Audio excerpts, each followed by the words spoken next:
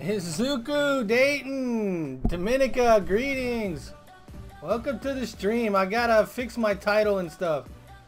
It is not Static Plays, it is Static, let's just call it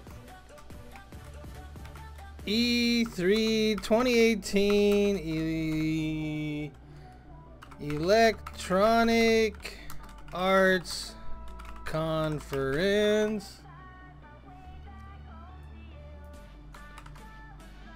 Axel, greetings. Welcome to the stream. Did you win? You did, Izuku. You were first. You were first. You won. Alright, let me create an icon for this real quick. You guys can watch the process, I guess.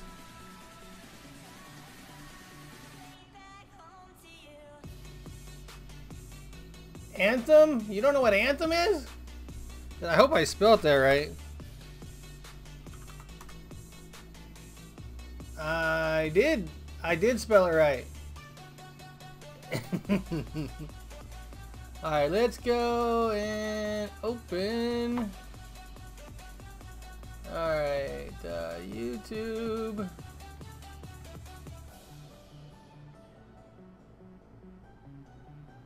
Alright, where is my frame?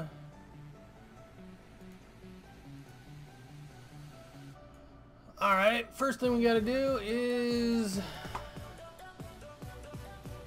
get rid of this. And we're gonna add a layer.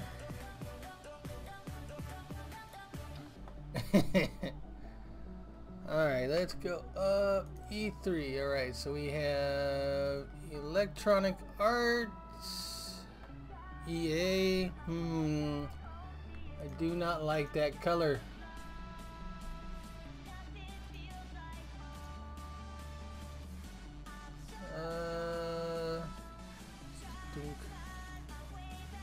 There we go. And then we can fill the rest with block. It's not perfect, but it'll work. And we gotta get rid of it. I know it's trademarked, but that is ugly.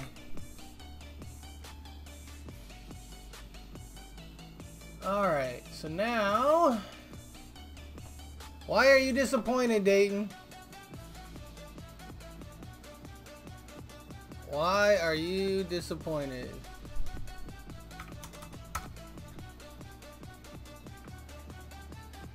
Alright, that's good enough for our purposes. It's gonna be a small little icon anyways, so... Oh, not open. Open as layer.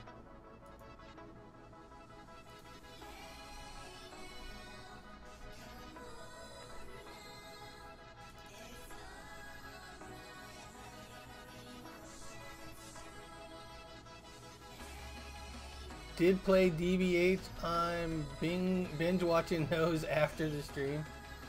Yes. Alright, let's go here. This one. Yes.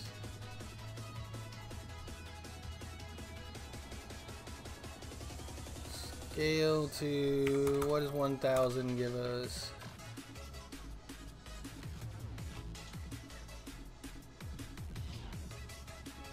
Alright, so we can do that, and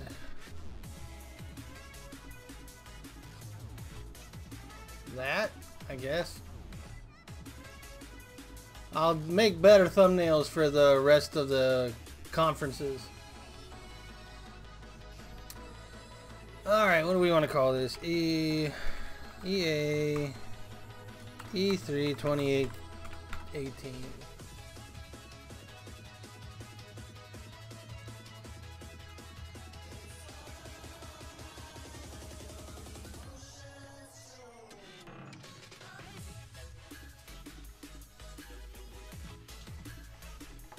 And that's how we make a quick and dirty thumbnail.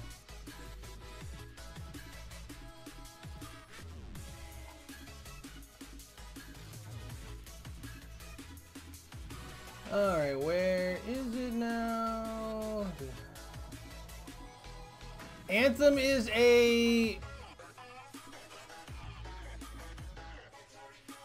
Anthem is a multiplayer shooter similar to, I guess, Destiny, but it's being done by EA, right? EA, BioWare, I think.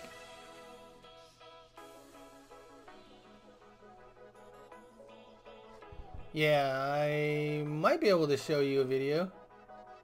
Did I? Did I spell it wrong? No, I spelled it the way they spell it.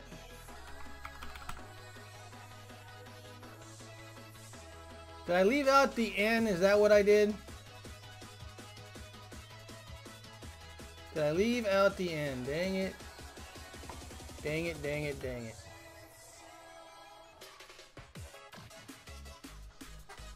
I left out the N. That's what happens when you don't pre-plan things, you do things last minute. So let's go open. Let's see if I can fix it. Alright, so let's go. Oh, it's not gonna be pretty.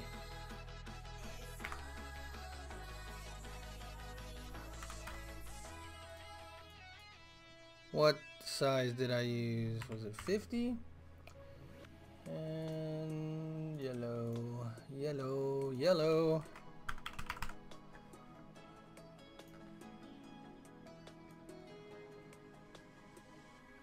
Alright, let's do this.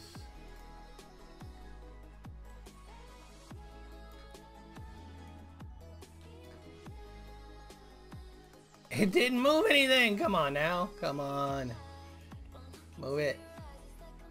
Let's edit. Cut. Edit. Paste. It's not gonna let me move it. Ah. Alright, so let's go back to Anthem. We'll just make that a little smaller and put it in there.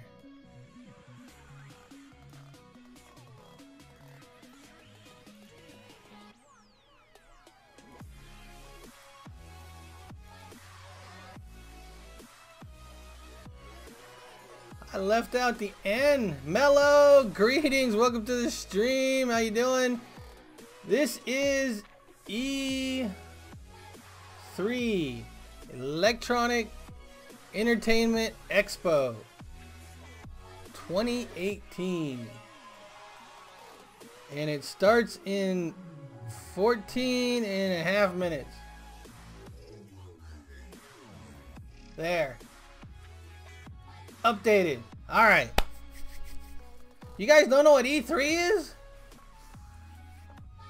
You don't know what E3 is. E3 has been around for a long time. Alright, let's see if I can find you guys an Anthem video.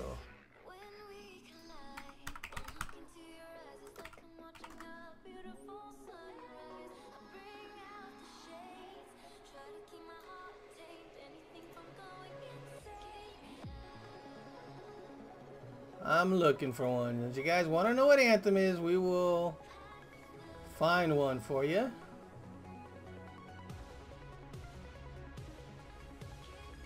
They don't really put out much video. They haven't put out many videos on it. The last one I think that I saw was E3 of last year.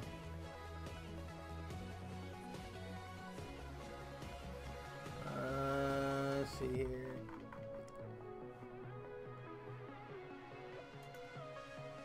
See if we can go to playlist. Yeah, they don't have much on it.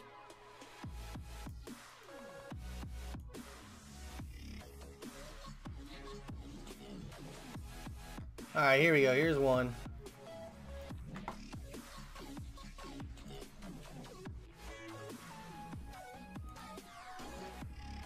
This is from last year. Hey.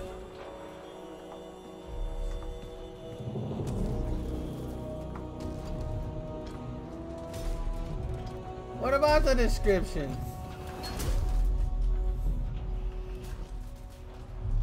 What about the description? Freelancer. Praxley. Oh, it's the buzz-worthy one. Yeah, I'll get rid of that.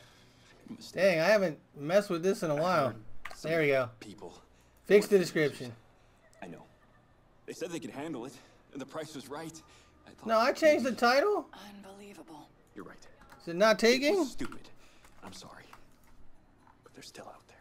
Somewhere. If you could just bring them back. Anything you need.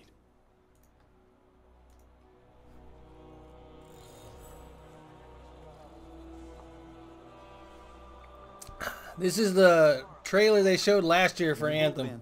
You and your friends are freelancers, the heroes who leave the safety of the walls of Fort Tarsus to explore the unknown and protect humanity. Let's join two players as they head out on an expedition. Hey, Paul. You ready to go? I'm just grabbing some supplies. Just about ready. What are you gonna use today? I decided to go with the Colossus. I'm gonna use my Ranger. Try out some new upgrades. You got it, Mello. That is Detroit. But that is not what this is. This is E3. E3 2018. I've been waiting for this.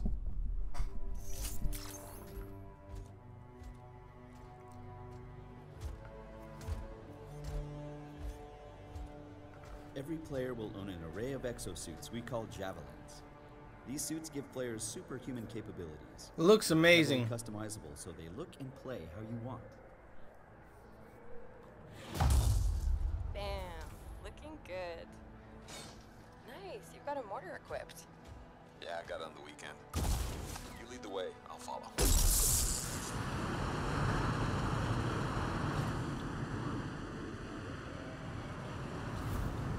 Sometimes they just show gameplay, sometimes they announce release dates, sometimes they announce new games, new modes, whatever they think people will get hyped for. Explore with your friends. Each Like they announced this one last year. The Ranger is balanced and all-purpose, while the Colossus is a tanking powerhouse. Alright. Let's see what's up here. The world of Anthem is hostile, and threats can come from any direction. It's a dynamic world where the unexpected is around every corner. Alright, we got 10 minutes. I want to do a poll before it starts. Yeah, he seems like a problem for another day.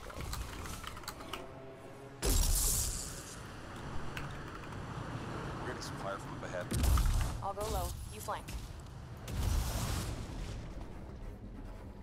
And let's make it for 5 minutes. And hopefully the polls are showing. Let me make sure that they're showing because it looks like they're not. There we go. Hang in there. Almost there. So will they announce Skate 4? Do you guys think they will announce Skate 4? Do you guys even know what Skate is? Have you been in there yet? I haven't. We should do that later with Kim. Yeah, you could use the XP. Hello, treasure. Alright, so anyways, that is Anthem. You guys get the idea.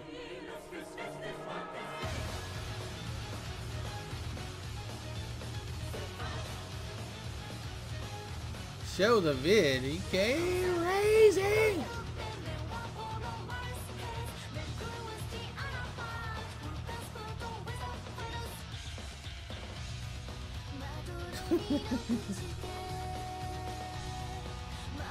Yeah, don't punch your dad.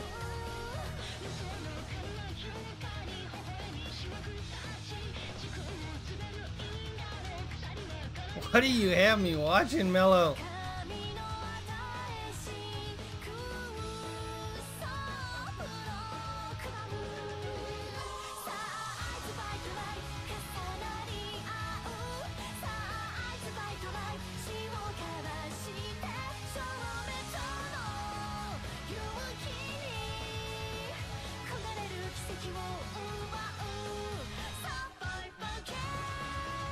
Suck my bucket? Really?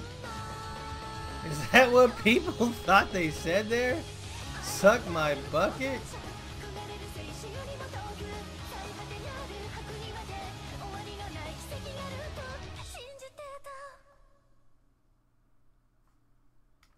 Okay. There you go, Mello. That one was for you. We've got 7 minutes.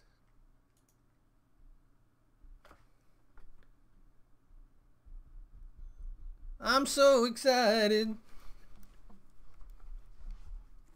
Nobody knows anything about Skate 4? What about Skate 3? You guys never heard of Skate 3, the game? Really? Nobody.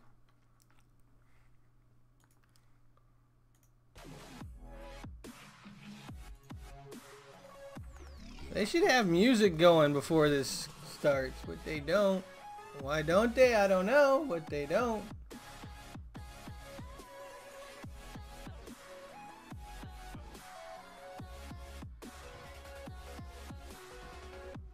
Six minutes and 20 seconds. So what has everybody been up to the last week since I haven't been around?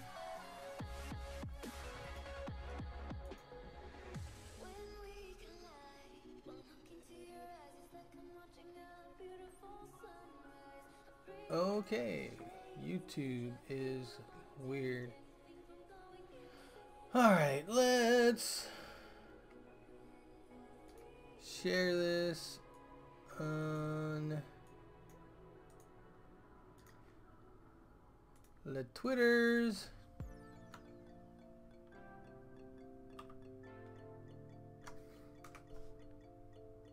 Tweet it. Tweet it and beat it up.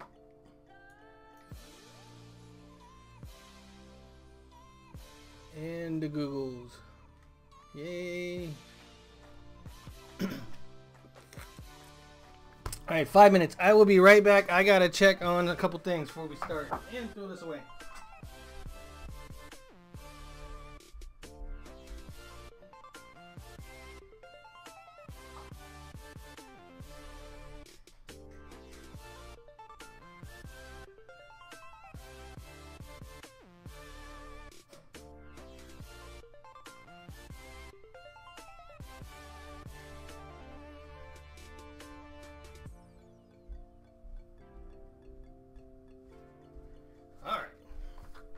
Blah.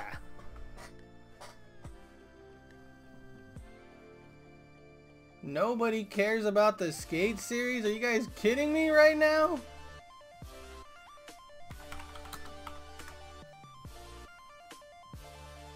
Skate was awesome.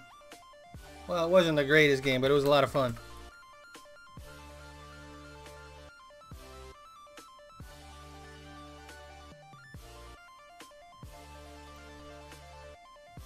Welcome back, Mello. Welcome back. You got 4 minutes. Get your popcorn. I don't know how long this one's going to last, to be honest with you, so.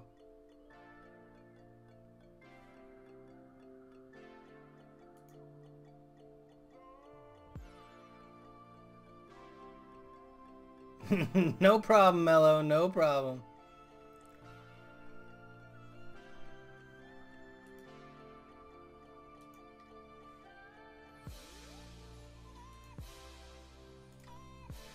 Alright, I'm going to check the E3 2018 schedule, because I know this is the only one today, but tomorrow is going to be pretty packed. Let's see here, what we got? Don't need a history, I just need the times. Alright, tomorrow we've got Microsoft, Bethesda, and Devolver Digital. Those could be interesting. I don't see where to watch the Devolver Digital one though. Monday we've got Square Enix, Ubisoft, PC Gaming Show, Sony, and on Tuesday we've got the Nintendo Direct or whatever they're calling it. So lots of things going on the next couple days. Sorry about that. 2 minutes and 30 seconds. Come on, EA, knock my socks off. I do have one other prediction, but I don't really think that one will happen. And that prediction is that Star Wars Battlefront 2 will get Battle Royale. Battlefield won't, but Star Wars will. I think that game is not making any money for them, so I think that it's very possible that they add a Battle Royale to it. Because who wouldn't want to play Star Wars Battle Royale? Come on. Just makes sense. How they go about making it happen and implementing it, I don't know, but I think that that would drive a lot of people to their game. Which is not doing so well right now. Alright, 1 minute and 20 seconds. 1 minute and 20 seconds. So, ready for this? And I hope it starts on time, because we'll probably get a pre-show thing or something. Who knows?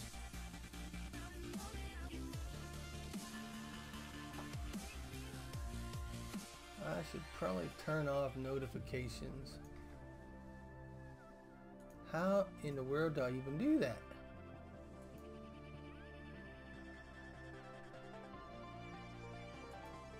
Is that the bell that I clicked? Is that what it is? Maybe? Notifications. There we go. I thought I turned all this stuff off before.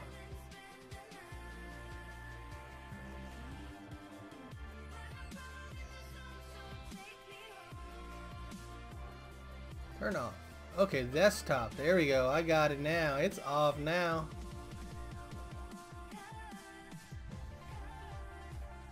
Alright. Waiting for Electronic Arts. I should probably put on some headphones so that I don't get that echo effect. Where is my cable?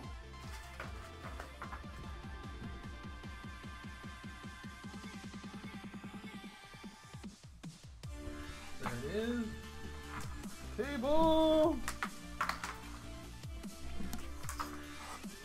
Oh, that's right, my headphone jack wasn't working. Dang it. Ah, well. V, greetings. Carl, greetings. How you guys doing? Welcome to the conference that should be starting now, but it's not. So EA is already failing.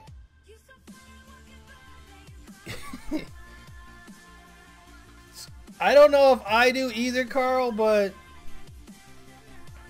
they are a huge company. They have a lot of IPs and games out. I'm really hopeful for Anthem because it's being made by BioWare, but the rest of it, I don't know. I haven't liked the direction Madden has taken. And, well, actually any of their sports games with their Ultimate Team, because it makes them so much money that they've stopped focusing on other aspects of it. Just, yeah. I think Madden, as soon as they introduced Ultimate Team to Madden, it's been downhill ever since. And the first thing they did when they did that is they took away your ability to make your own teams in free play or managed mode or whatever you want to call it without jumping through a whole bunch of hoops.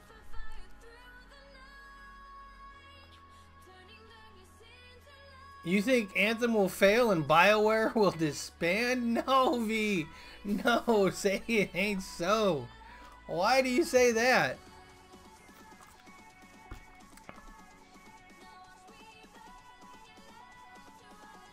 Oh, if Anthem fails. Okay, okay. Yeah, that could be a possibility, but disband? I don't know about that. Alright, here we go.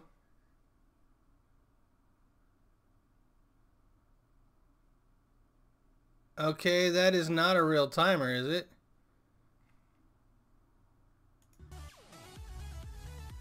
What are they doing? They really can't be making us wait another 57 minutes when they said it was going to start now.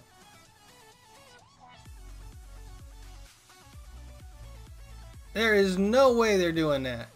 This has got to be a fake countdown. Oh, that is an epic fail. Hold on. I hid the chat. I wonder what their chat is doing right now. I can't unhide it.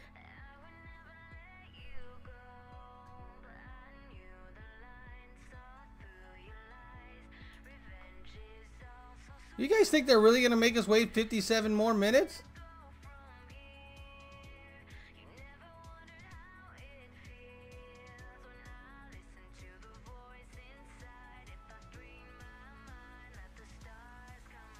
It starts at 11? Is what they're saying? Are you kidding me?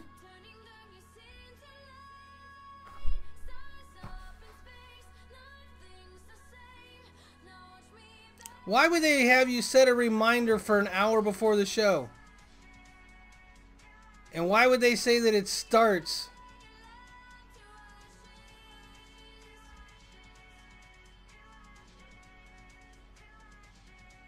Okay.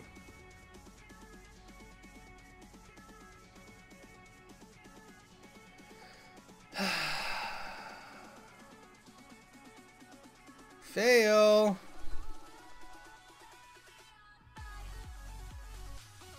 Yeah, timer, Axel. It looks like it starts at 11 and not 10 like the website, the YouTube channel was saying. You guys all saw it? It all said starts in 10 minutes, 5 minutes, and then this. What in the deuce? You know what? We ain't playing that. We ain't playing that. We are gonna do...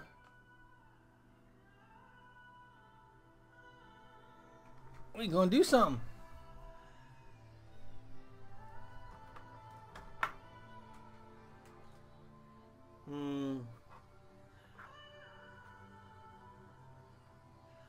What can we do? Let me think here.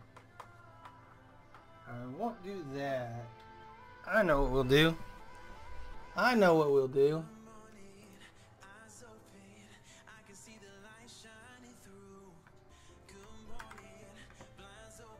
I recently bought a game. I need to stop hitting that button.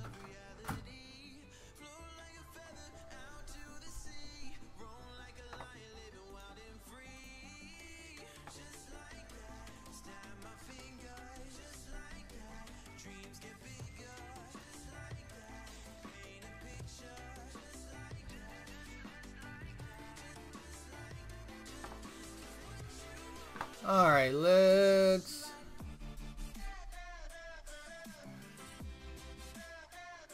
what can we play?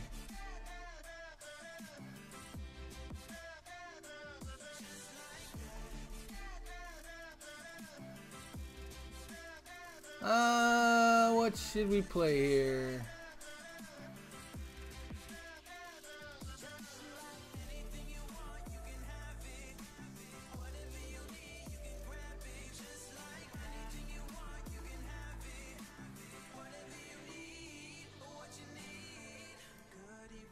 I say let's do some Valkyrie Chronicles. Dota 2. Morgana, greetings. Welcome to the stream. Do I think they will announce a Horizon 2? I don't know on that one, V. It might be too soon.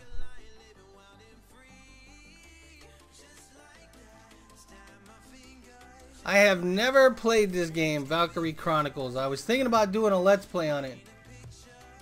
Yeah, it looks like we gotta wait another 50 minutes. Whoa, what in the world?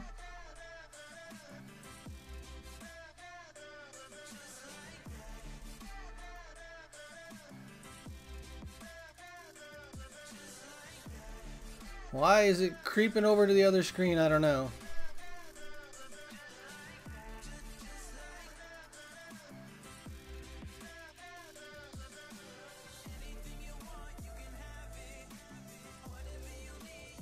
That should be good.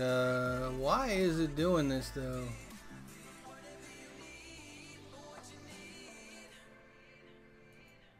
I can't see anything.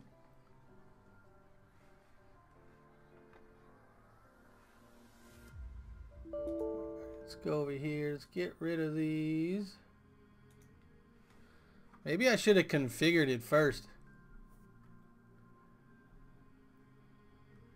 I'm gonna exit and configure it. Sega.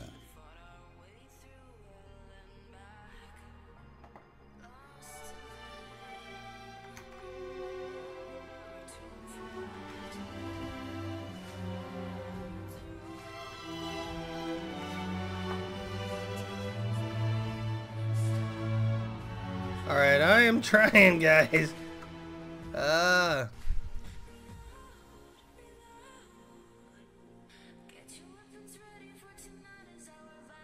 That's what happens when you load something up for the first time.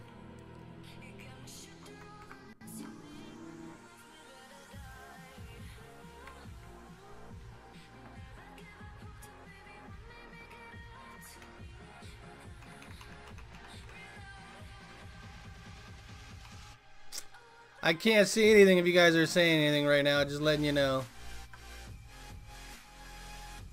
There we go. End task. Alright, let's try that again. Let's get you guys back up over here. Kingdom Hearts 3? Yeah, that would be great. Yes, for just EA. Tomorrow there's more though. Tomorrow there's a lot more. Let's configure this time. Yeah, so what was the other thing, man? That was messy. Alright, that looks better. Full screen. Let's change that to window just to be safe. And let's try this again.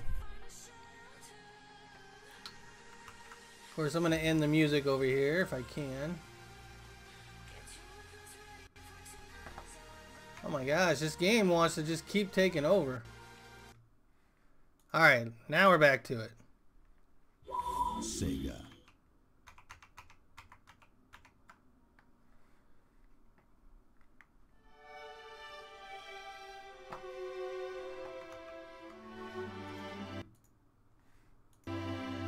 Meme, greetings! Welcome to the stream. How's it going?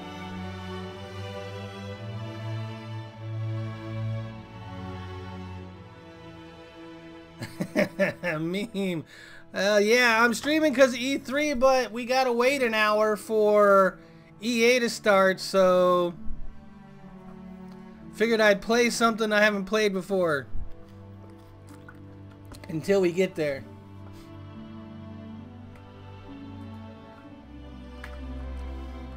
If the game would start.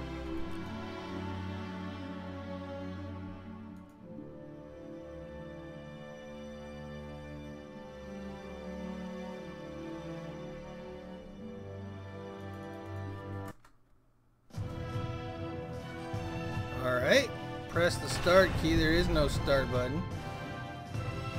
New game.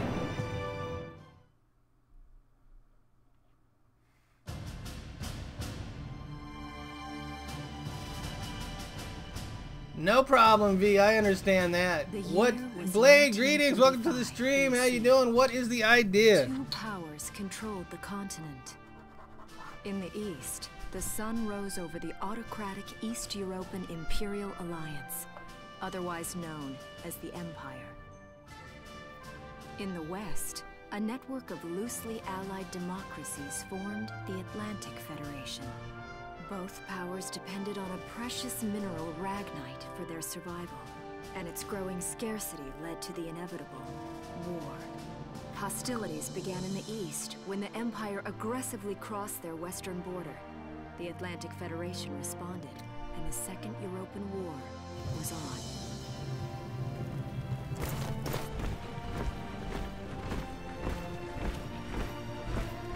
The Empire, with its vast military superiority, struck hard. gaining ground in early victories and putting What the Federation heck on is defensive. Bloons PD6? I don't even know what that is. By their progress and momentum, the Empire set their sights beyond the borders of the Federation. In neighboring Gallia, a peaceful principality along the sea, they found their next victim. Gallia had long maintained its neutrality in the tensions between the two superpowers. But the rich stores of Ragnite under the Gallian soil proved too tempting for the Empire.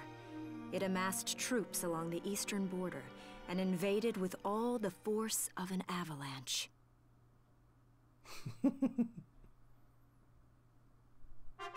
Prologue. Gallia to arms. Tutorial level is what they mean. Am I supposed to be using a controller with this? Is that the problem? Let me see if I can get one going.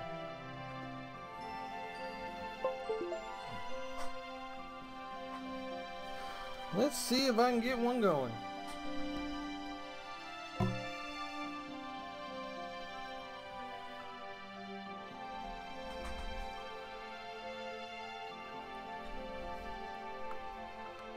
Alright, there we go. I'm supposed to be using a controller. I don't know, Jet, but greetings. Welcome to the stream. This was a PlayStation 2 game that was remastered, and this is the PC version. Oh, sorry. I don't know what that was. Alright, let's try this. View this episode. Yep, I don't know what the heck I'm doing yet. First time playing. Without rage quitting. Yeah.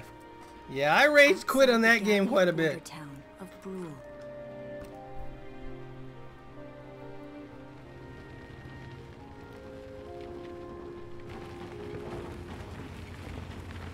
Residents are leaving the town before the invasion, headed inland towards the capital.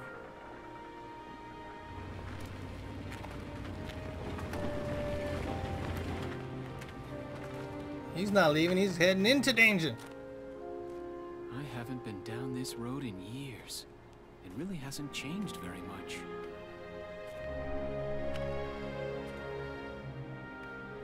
Hey, little. Whoa. Already?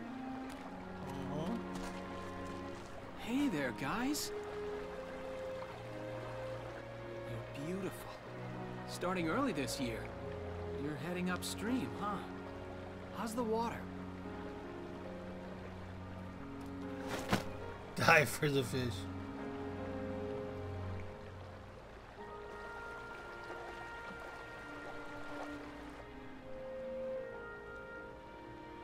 He doesn't want to eat, he wants to draw. Freeze! Put your hands in the air. Slowly.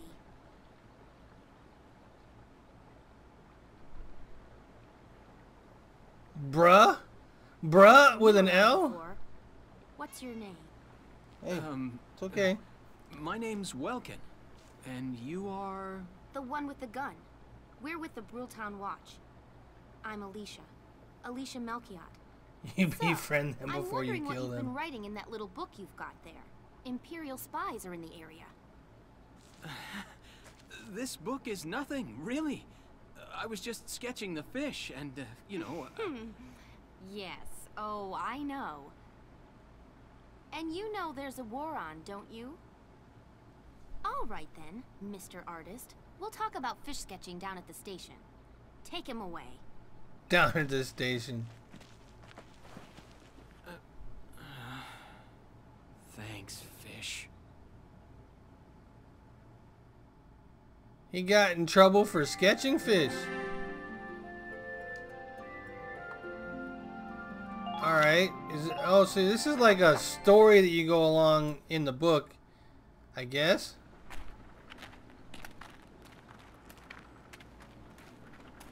Flowers, bugs, and fish. You're not bad with a pen, are you?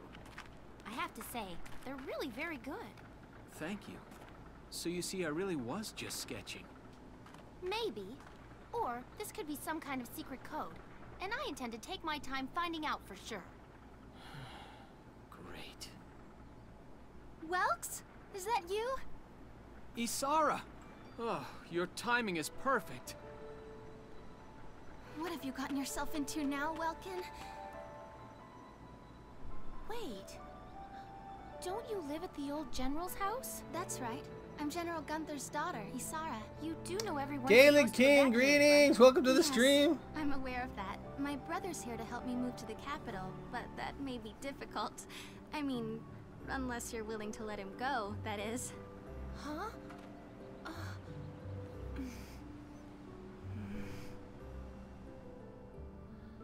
Look at that sour face she has. But I was just doing my job, you know.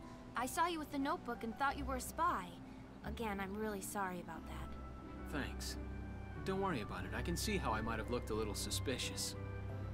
What's up now? I'm playing some Valkyrie Chronicles until it's ready to go, the EA conference, because, yeah, they're not ready yet. Sometimes I forget where I am, or that somebody might be watching me. Gunfire! Everyone keep your heads down! Over there!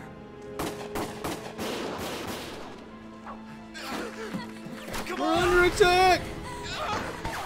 Yes, it is an RPG.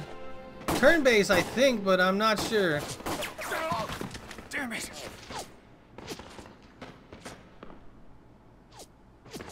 Why is she picking up a gun? She had a gun earlier. You can handle a gun, right?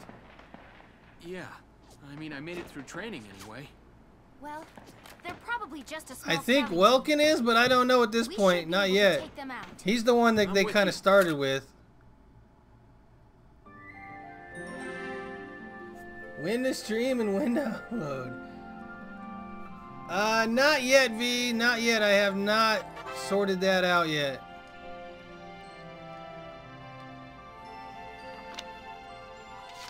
Save. Alright, here we go. I guess this is our first battle. First battle. Okay, here's the plan.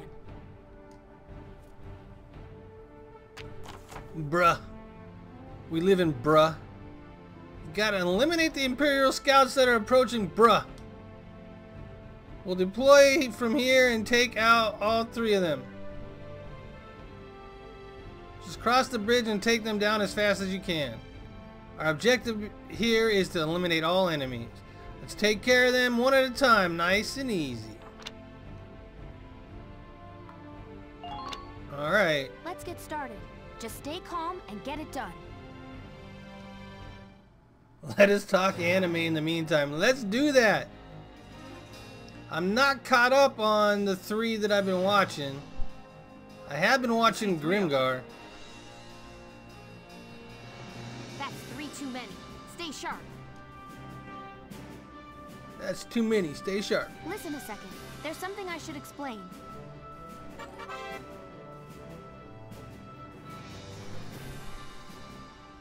When combat starts, you'll see a map of the area and your unit's positions. This is referred to as a command mode. Here you'll select the units you'd like to move based on their position respective to enemies and press A.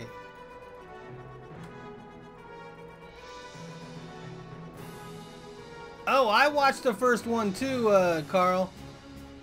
Weird as ever, but it was good. It's fully cooly for sure.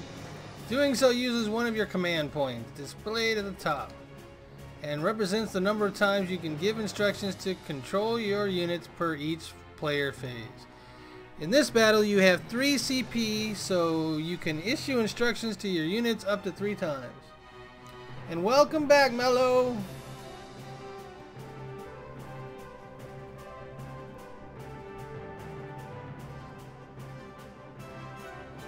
Dang, Gaelic King, you are working it. Let's try moving a unit now.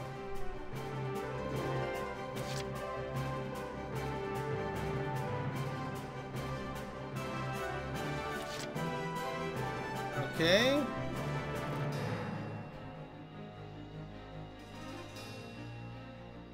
Oh, they all go there. Okay, end phase. End phase.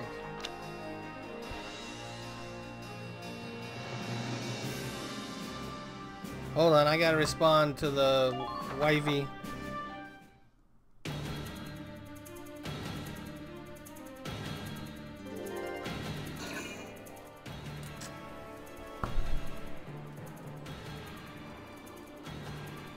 Okay, what am I doing here? Watching? I'm watching the enemy.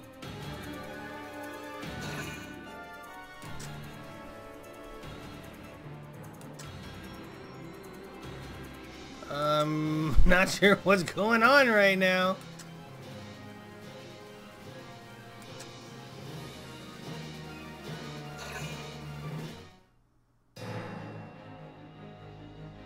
Yes, that was an interesting part, Carl. I agree. And it made me want to go back and watch the first one again.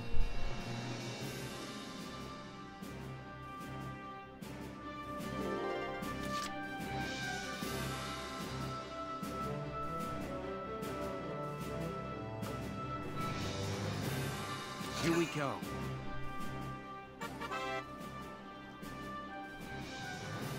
Oh, you have to click on them and then move. Okay, I did not catch that on the first one. I don't know if that's what I was supposed to do or not.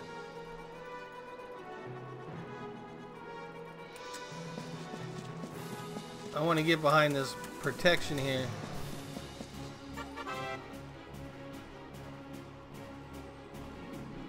Is it tonight, Carl? Nice. Yes, I will be watching that.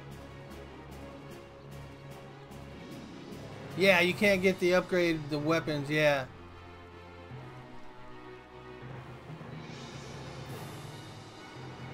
Alright, so... Take this! No! No! Get off of Will! No!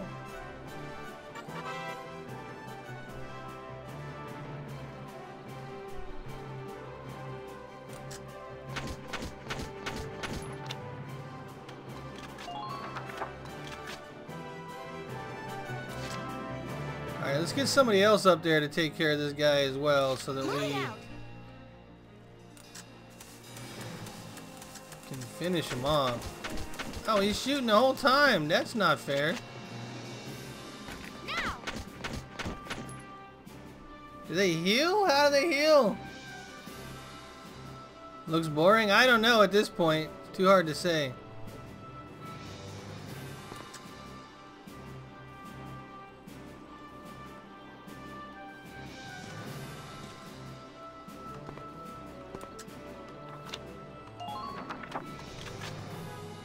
Yeah, it is the start. This game is really, really highly regarded by lots of people. Can I shoot him from here? I can.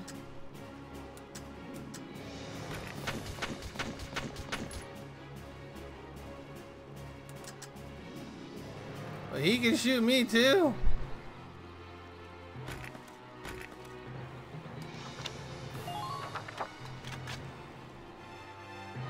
You've seen the animation of this? Alright, end phase. Let's see what happens now. Enemy phase.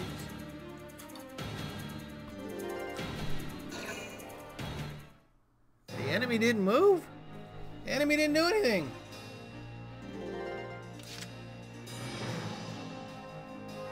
Here we go.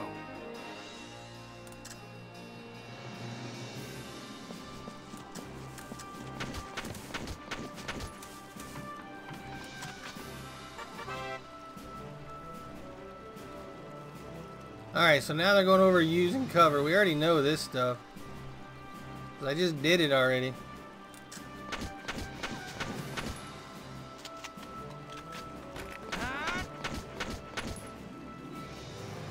I guess he's not really getting hit that bad. I mean, it is hurting him, but not that much.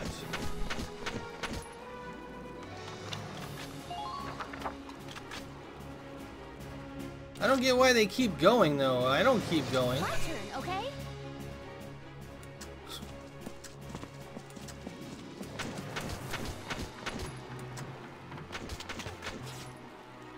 Now!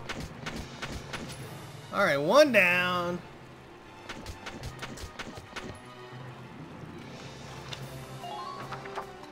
So if I just stood there, they would keep shooting at me? That just doesn't seem right.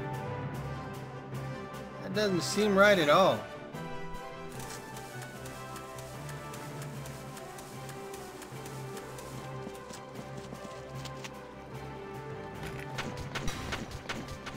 Done. Got him. Gaelic King, probably, but I'm not convinced yet. I want to see some more gameplay. I don't see any more of them. If it's just flicking Pokeballs to catch them and not really battling, I don't know. I might pass. The whole Pokemon Go thing, bleh.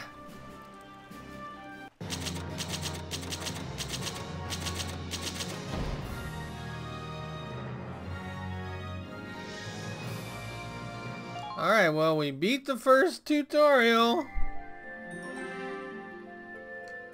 I'm kind of not sure exactly how I feel about this game yet.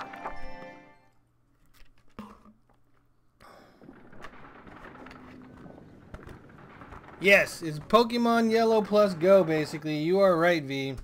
I don't know, it just, there is battling in there, but I think that's against other players. There's no other sign of the enemy. Good. Now, go keep Probably the watch and same, stay meme. alert. Yes, ma'am. What should we do with the bodies, ma'am? We'll bury them. So it's begun. I'll do whatever it takes to protect the people of this town. I'll do it. Even going to war, I'll do it. I'll do it.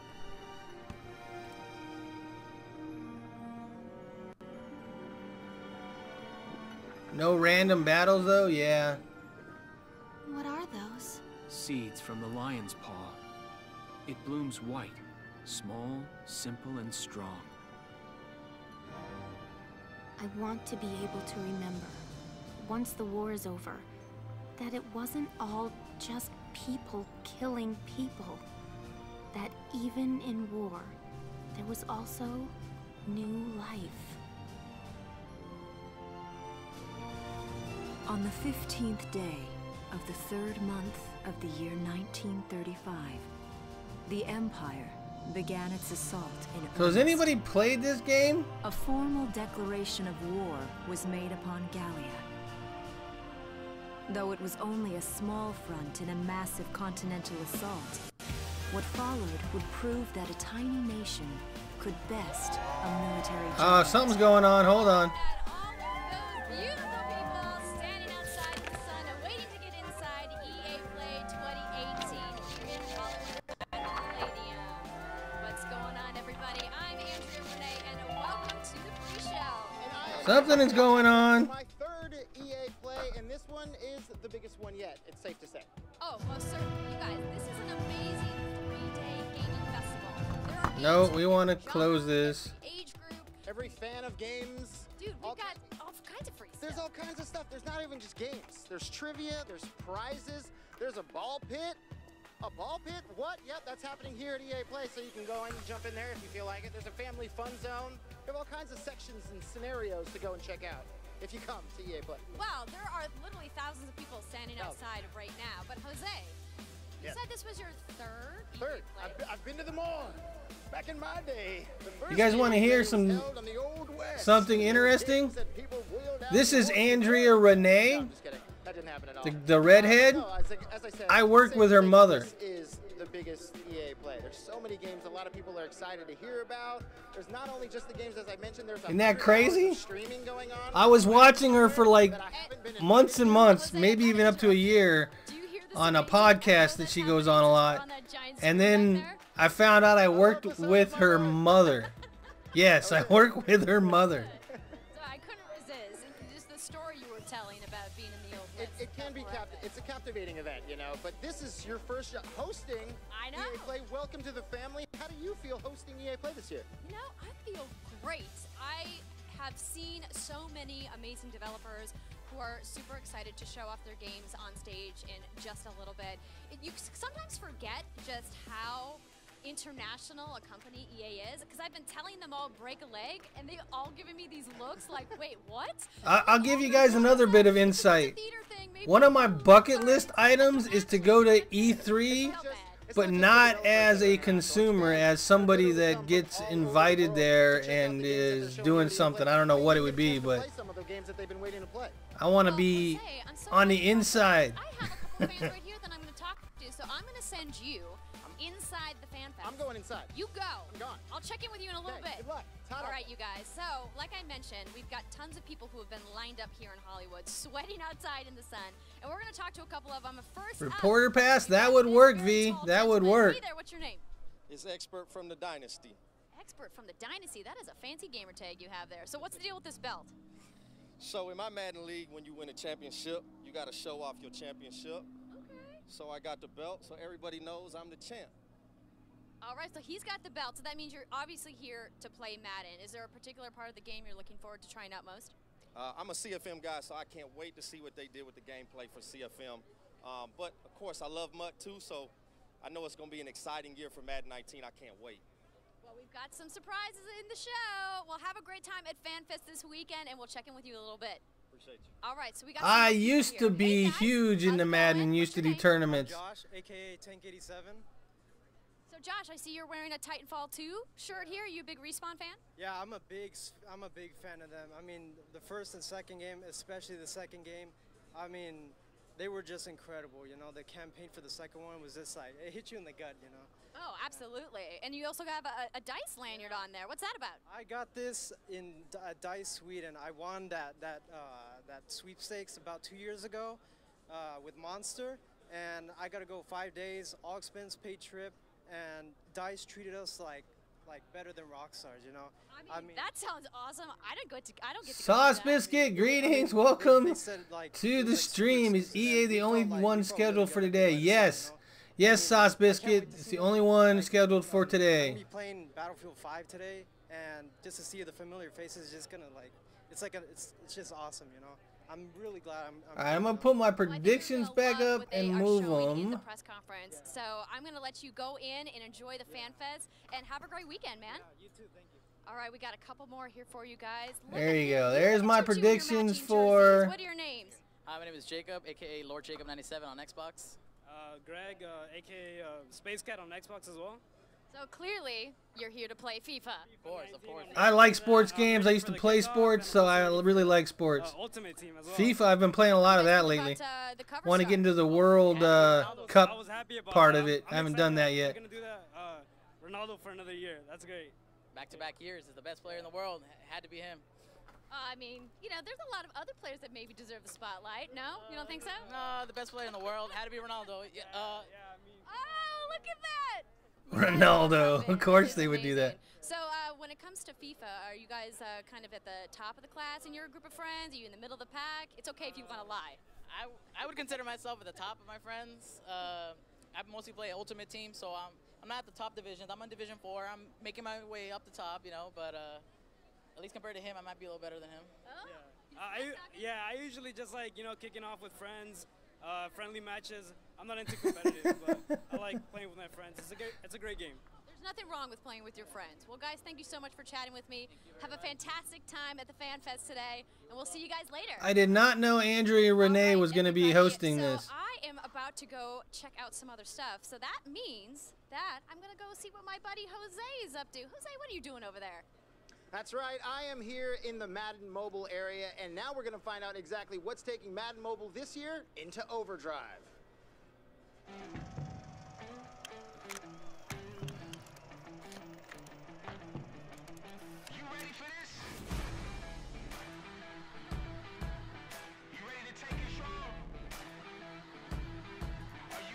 This is the pre-show, Carl, but kinda.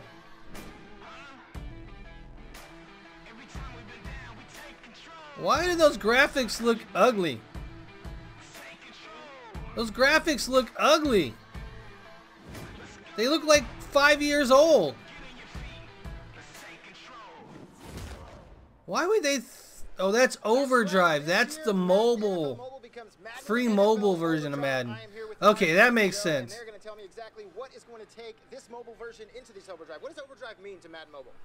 Well, one of the coolest things about Overdrive this year is that we're actually, what we've done is we've installed the next generation of graphics engine. So, like, the whole game's going to be totally different. So, new physics, new animations, you're going to get unique faces for the first time. Really, the game, when we talk about Madden on your phone, is going to feel like an entirely different experience nobody's ever encountered before. It's going to be awesome. And that's the first thing you notice when you look at the game. It's definitely catching up to those console-style graphics. How are you guys taking the power of tablets and mobile devices and putting these graphics on it? Because it's not what we've seen in the past.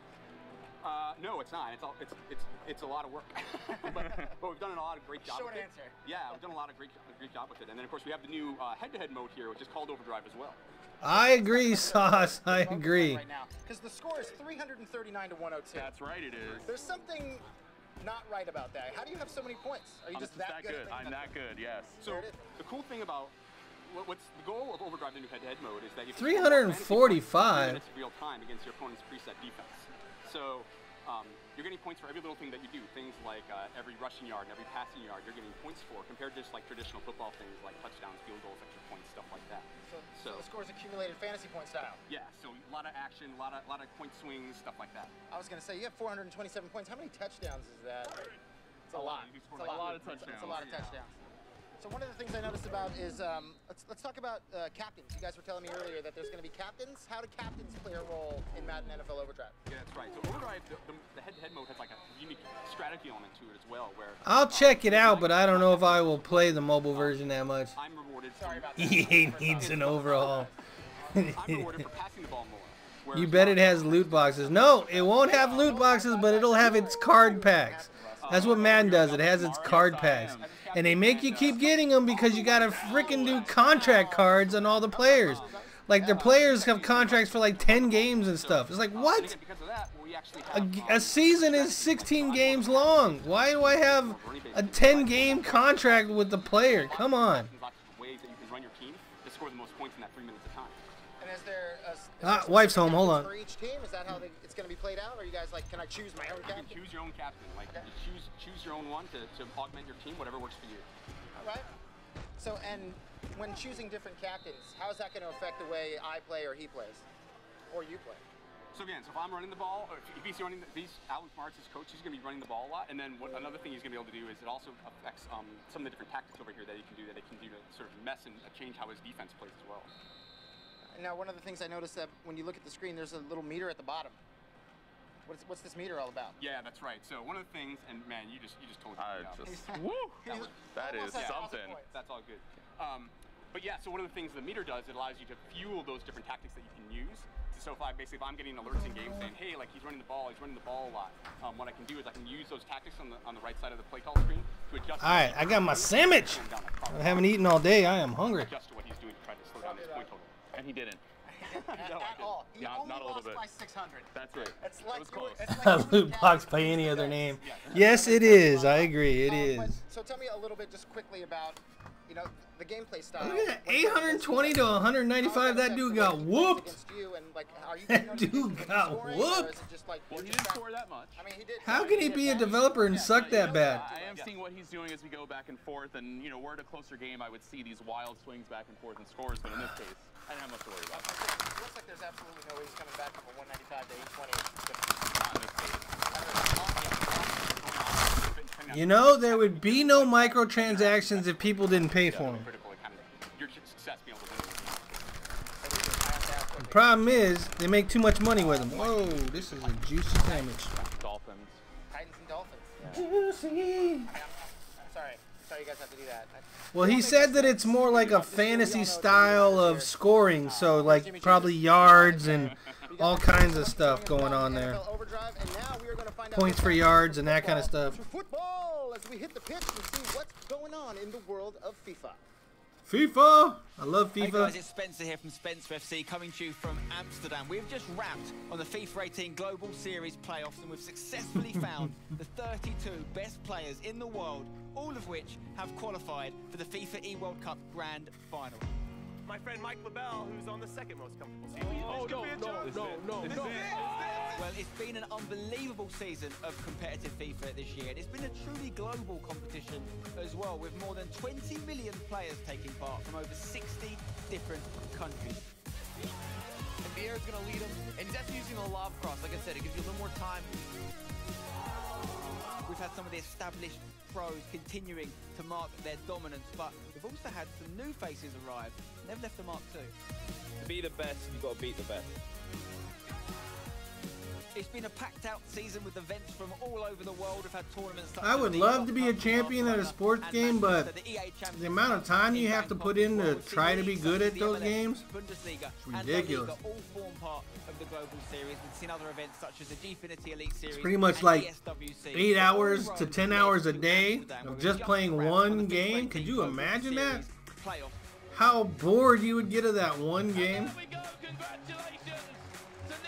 So now we know the 32 players who will compete for the trophy, the massive cash prize, and the title of the world's best FIFA player. It all kicks off on August 2nd to August 4th in London. You can catch all the action across EA Sports FIFA channel.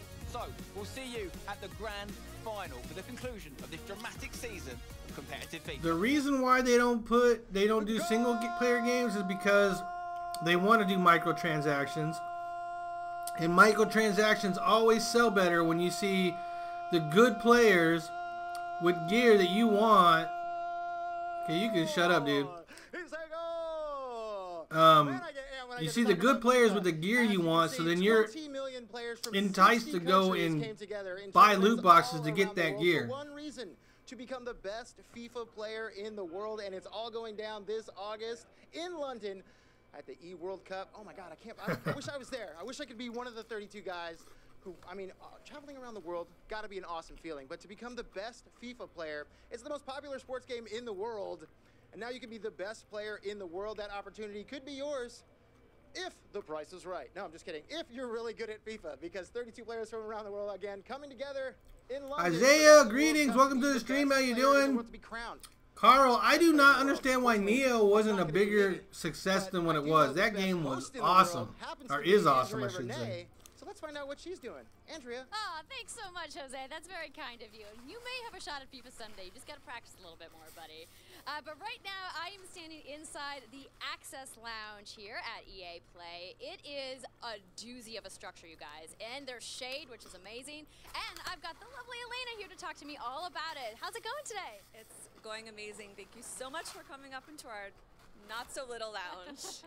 Yeah, so what's the story behind this? You were telling me that when you guys originally envisioned Access Lounge, that it was something completely different. Yeah, as you know, all of the planning from our team takes about a year. So about 9 months ago, we said, what do we want to do? And we were thinking maybe we have a tent in the corner for our Access members. We hand out some water. And then 9 months pass, and it's a 3-story structure with the rooftop deck. I mean, certainly an upgrade from a water tent, that is for sure. Yeah. So who are the folks that are going to be able to come into the Access Lounge? We're not really, Carl, that guy's pretty easy. You just got to learn when to dodge. We have some games set up that we're going to have from our library, the vaults. We do have water. We also have power. I can help you. Just let me know. I'll come on in. We have a wreck that fool for you. Spoiler, but it's a fanny pack full of awesome goodies. So, we can't have an outdoor festival without fanny packs. It's like festivals and fanny packs go together. Yeah, sunscreen, a fan, everything you need, because it is going to be hot in LA this weekend. Yeah, and for some reason I decided wearing black was going to be the right call. Going with the dark colors, not the right thing, but that's okay.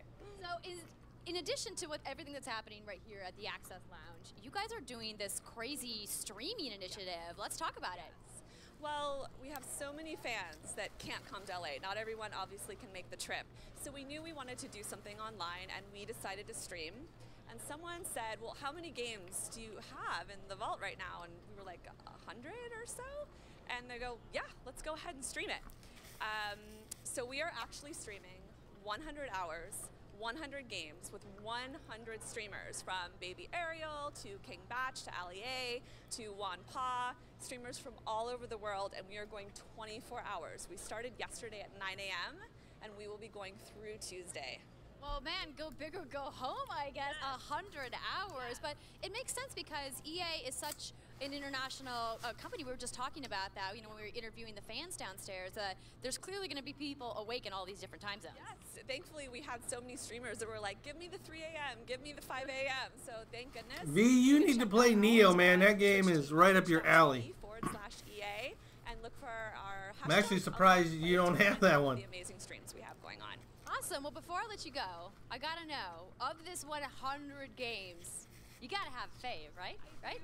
You know that my heart sits in Edmonton with the BioWare team, so Mass Effect 2 and Dragon Age Inquisition are two of my favorites in the vault. They're actually just my favorites. So I'm also excited to see everything that's going to go on with Anthem this week. I swear I didn't pay her to say that, you guys. We just are both big BioWare fans. I feel you there, Carl. I like doing that too. Thank you so much for talking to me today. And don't forget to check out that 100 hours, 100 streamers, you guys. It's going to be amazing. So right now, I'm going to head inside the Palladium to get ready for the press conference, which is going to start in just a few minutes. So I'm going to send it over to Jose, who I believe is in the Sims booth. Jose, what are you doing over there? Oh, hello. Sometimes you have to stop and smell the roses. Here at the Flower Wall in the Sims booth. That's right, we are talking about The Sims. I've made my way to the Sims booth. And what do we have over here? A couple of game changers, Deli and James. How are you? Nice to meet you. Nice to meet you guys. There's no number by it. It's just The Sims. So prolific in the world of the Sims. Are they going with a mobile version? And I'm a YouTuber and streamer, and I make Sims videos mostly. I'm James Senna. I run a channel called The Sims Supply, and I play The Sims, build houses. I love to design some cool things in it. And so obviously, new expansion is coming. Seasons. Yes. Oh, I'm so excited. Why are you excited about Seasons? What's going to get other Sims fans excited about the Seasons? Because you have rain and snow. And Did I ever play Jade Empire? So I'm pumped for the rain, I think, mostly. I'm really excited for winter because it absolutely looks beautiful. Like I cannot wait to see all the different worlds covered in snow. And when winter is coming, you know what happens, right? It's going down in the world of the Sims. Oh yeah. That's of course. So tell me a little bit about the aspect of adding something. Does that answer the question? Seasons. I mean, what does that do to the overall world within the Sims? Because there's been tons of expansions for the Sims, but how is Seasons, do you think, going to change things? Well, I mean, it's a life simulation game, so it's simulating Yes. life and having weather in the game. Just I makes love it Jade feel Empire. so Jade much Empire more was great. exciting and real, and you just get into the game so much more. So yeah. I mean, one of the big aspects as well is adding in a lot of holidays now as well, and customizable holidays. So you theme them around the seasons itself. So you have the winter holidays and the summer ones. You have a lot of different parties that you can now throw and experience. Can we add some overcast to today? Could you do that in The Sims to make it a little cloudier? Because it's hot as hell out here. It is hot. I wish. I wish. Seasons obviously not installed yet here at EA Play, but hopefully soon. Well, funnily enough, it is on the computers here, so you can play it if you're at EA Play, but not the real life weather. Yeah, I don't know. This is the Sims booth, but they're not talking about the Sims at all. They're streaming 100 hours of EA games, and that's going to be a part of it, so people can get a little sneak peek about what you see in Seasons. Possibly Seasons. I myself am streaming tomorrow with Lil Simsy, another big simmer, and baby Ariel. And I don't know if we're going to play Seasons, but we'll be playing some Sims content, so it's going to be fun. Trying to keep all the secrets for themselves. See, that's just how it is. If you could stream Seasons, you would, right? Oh, absolutely, yeah, 100%. So what got you into The Sims? What is it about The Sims that keeps you coming back for each and every expansion? Yeah, I mean, I've been playing since the first Sims came out. I think James as well. My dad brought it home one day, and I would just play it every chance I could. It's just like a creative outlet, and it's so much fun. And again, you know, like, what is it about that world of getting to create your own world and create your own atmosphere, now getting to create your own seasons and tweak that a little bit? How does that make you feel? Like, what keeps you coming back? It's the creativity for me. Like, I've always, growing up, I love building with Legos and all that kind of stuff. So being able to create your own world and craft it, tell the stories with The Sims the way you want to. You know those guys are paid to play that right there, because if I'm at E3, super exciting. The Sims is not the game I'm going to try to play. It's a sandbox game, so you get sick of something, you knock it down, you start again, like it never ends. So what's been your favorite expansion so far? Ooh, that's a tough one. I asked the hard question. Yeah. I think Cats and Dogs was pretty cool because you got to have pets and a new world, and that was a heap of fun. Probably Cats and Dogs or City Living, where you can live in like big apartment buildings and go to festivals. Yeah. For me, it would be Get to Work so far, because able to run retail stores, so you can become an entrepreneur, sell whatever you want from the catalog. I always love that aspect of the game, being able to make my way in the world. He's like, I love All playing right, games, I'm almost done with I this. like the job Trying to get part done of it. before this starts. Getting to work with my Sims, putting those Sims to work. Lazy Sims just lying around. Well, now they get to lie around, and hopefully in the sun, maybe a little rain, maybe like lying around in the snow. Yeah. June 22nd. Snow Angels. Oh, you can make Snow Angels? See, that's what I'm in for. Morgana, June 22nd, EA you're doesn't gonna get your do chance to make Kingdom Snow Hearts. Angels when the Sim Seasons expansion hits everywhere. Thank you guys so much. Thank you. And thank you. Hopefully you guys have a great EA Play. And now let's take a look at exactly what I've been talking about with this trailer for The Sims Seasons.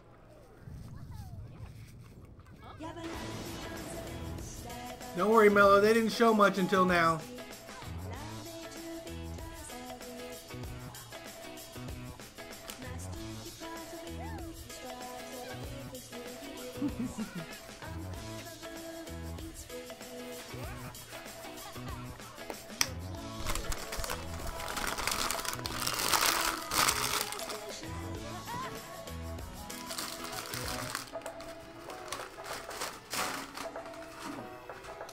That was one juicy sub. Hitman Season 2? You mean Hitman 2? Are you doing it by seasons again? Or by episodes again? It kind of worked for him, but I don't know.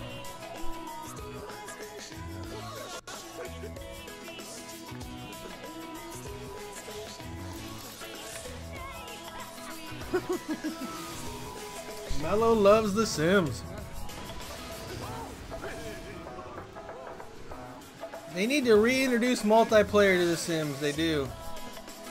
Where you can join somebody's game and either bring in your sim or play one of the person's sims that's there. That would be awesome. In the games industry. That's what I do. I've been doing it for quite a long time, and I'd like to do more. I'd like to learn more. So that's why I found Shannon here to explain a little bit about how I could get a job in the games industry. First off, Shannon, how are you going to help me get a job in this industry that I love so much? Absolutely. Gaming industry opens up such a variety of opportunities and careers within this industry, and that's what I love about it. It doesn't matter if you want to be a developer, if you want to be finance, analyst. You want your Kingdom Hearts. When is Square Enix? Are they even here? Let's see. E3 2018 Square Enix. It seems like lots of people love video games. I assume a lot of people want to work in the games industry. How do you find and pick perfect spots for people? I always tell people network with who you know Let's in the see industry here. and make sure you're engaging new people to learn from them as well. But for us, Monday. we actually just want to engage all talent. There's so many different types Monday, of Monday, Monday. into our industry. That's what makes it diverse, so we can have such great experiences for everybody. Square Enix is Monday, Morgana. EA Play and see all these people who are passionate about video games and you might even be hiring someday. Oh, it's so exciting. The vibe here is great. I love knowing that we're surrounded by such creative people and passionate people about the industry. And it's just great to see that come into our culture and see what environments get pushed through all the other different teams.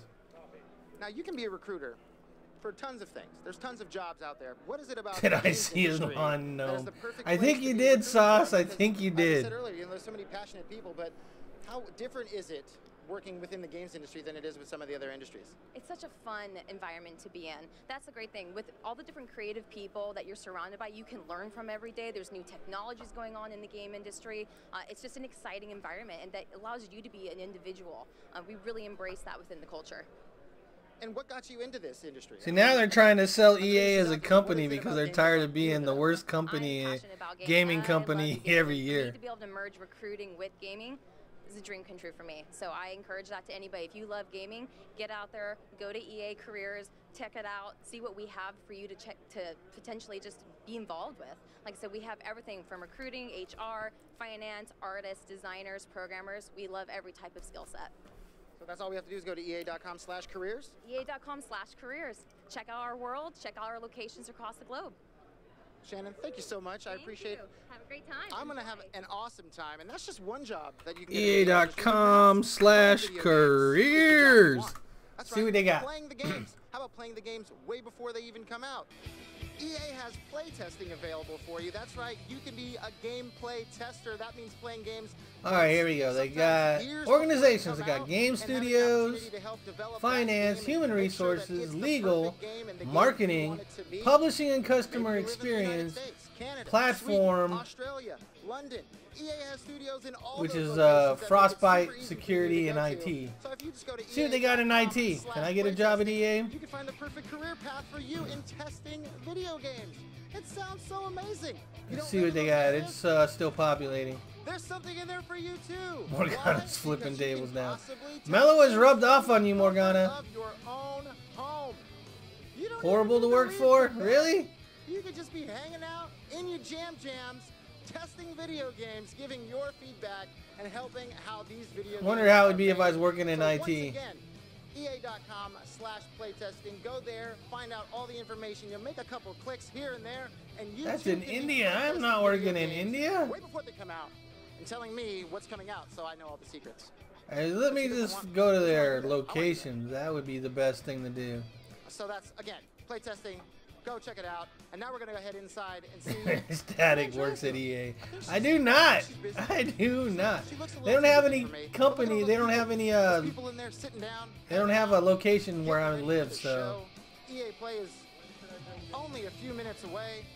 I'm not really moving. My whole family's here. My kids are here. I am not moving. More about the Palladium itself, and that's why I found. We need Kingdom Hearts. How you doing? How you doing, brother? All right. That's not tell me about the EA. What is it about this venue that makes it so special and keeps EA coming back for each EA Play? Well, customer service sucks in general, though, Sauce. The opening night, Frank Sinatra was an opener on the bill, and since not then, even the closer. Old Blue Eyes was the opener. Opening. So since then, about everyone's played here: Rolling Stones, Nirvana, Prince, Elton John, lately Jay-Z, Justin Timberlake, Dave Chappelle filmed a special here. So. About everything in between. And then last year EA came in for the first time, transformed the parking lot, the venue, blew it up even more this year. And so now we have this festival here with gaming, music. It's a great time. And so We want what Square is it about Enix. EA Play that excites you the most? Pingu, I just like the no, transformation of no, the venue. no, and We no. take over the whole block, close down streets. There's thousands of people that come through. That's Monday, every guys. time. Square They is list Monday. They come and play concerts at night. It's a really good time. Awesome. Well, thank you so much, Dylan. I appreciate it. Thank you. That's a little bit about the Palladium. And now, let's head inside and check out the show. Fun zone. All right, here we go. 45 seconds. Let's see what EA has got. Are they going to let us down? Are they going to give us what we want? Family Fun Zone, my friends. This is where you can get all your real racing action on. It may be a mobile game, but say perhaps you'd like to play a game in a race chair with a steering wheel. There are 4 stations. Look at this guy's jumping the stage. He's like, I'm ready. I'm jumping in live. No pressure, but the camera's on. No pressure. There's a ball Don't over torture here. the kid, There's man. food Don't over torture here. the kid. We're going inside. Let's head inside and check out the show. They will let us down. We'll find out. We will find out right now.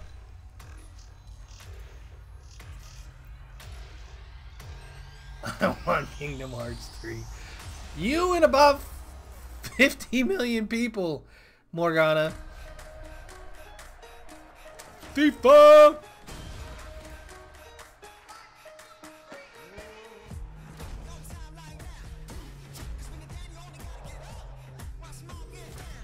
I really hope they get their NBA Live series straightened out. It's a good game. It's just a notch below NBA 2K at this point. You need to sort out whatever that notch is.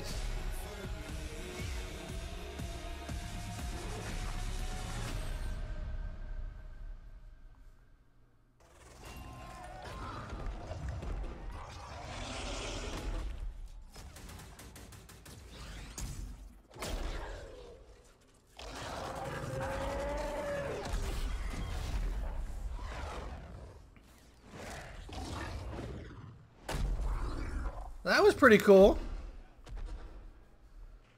Oh my gosh, how cool was that?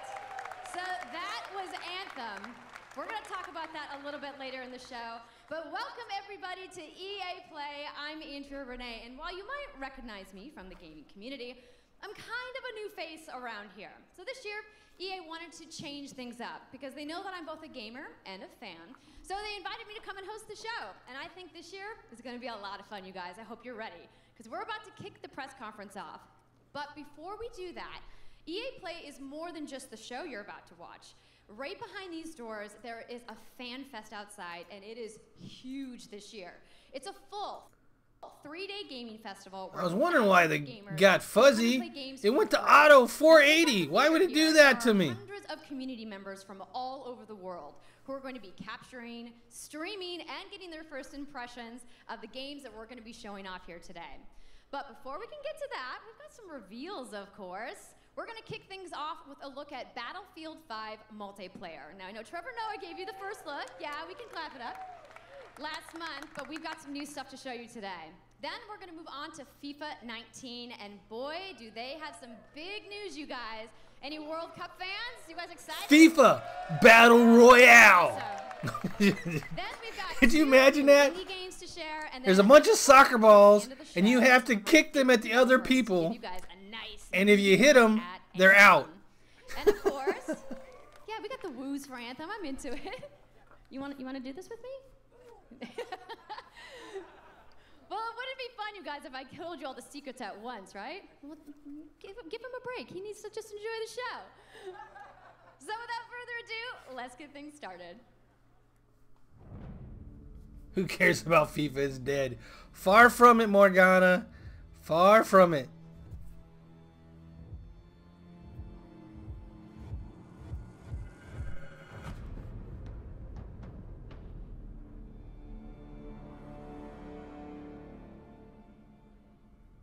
The year of the Battle Royales. Alright, so here we find out if one of my predictions is true. No Battle Royale for Battlefield. At least they don't talk about it.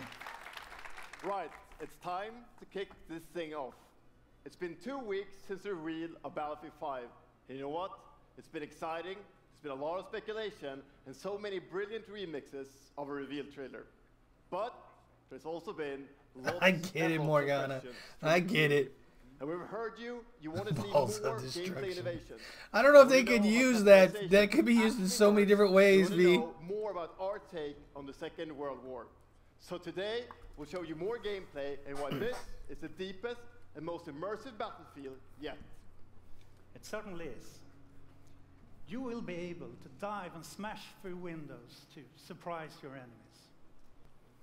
Where previously defenses were stationary, you will now be able to move these weapons around on the battlefield and gain advantages. And our renowned destruction system is back and more impactful than ever. So, well, you can't really hide from those pesky tanks anymore as they come chasing you for you, as they rip through those buildings. And you will now be able to customize your soldiers, your vehicles, and your weapons, not only for the gameplay, but for the looks, as part of our portrayal of the Second World War. And that's just the tip of the iceberg in Battlefield 5. You're going to see a lot more of our new gameplay systems here at EA Play from our community. So let's talk about our single player in War Stories. Yes, let's do that. So we want to tell you... They have single player! Untold stories that got us excited to start with on this game. Their competitor doesn't. No, not mentioning anything. Black Ops. Black Ops. It is about witnessing the war through the eyes of the men and the women who shaped the world forever. Real and relatable people facing the brutality of war. We started off by an exclusive look at the Nordlys war story over at the Xbox briefing tomorrow. Thanks, Lasse. Something not to miss tomorrow. So, our launch in October is just the beginning. You will all go on an expanding journey through the Second World War. No loot boxes. Sinatra, greetings. Welcome to the stream. Too bad Kingdom Hearts is not EA because that'll have to wait till Monday. Something new. And as part of that journey, after launch, you'll get something I know a lot of you have been asking for. It's Royale. Oh, they're doing it! First prediction wrong. It's Royale. First prediction is wrong. Oh no! Those pillars of Battlefield with destruction, team play, vehicles into this new experience. Greetings, Lucas. How you doing? Welcome to the stream. That you haven't played before in Battlefield. Yes, no loot boxes. But more about that later this year. So with that, it's time to show you what makes Battlefield so special.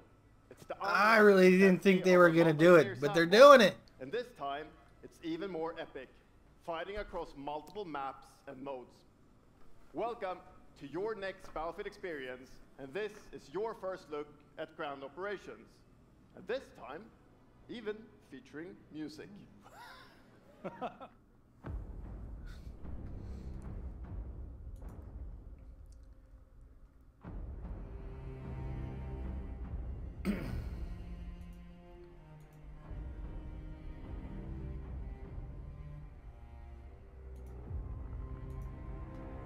Morgana, come on now.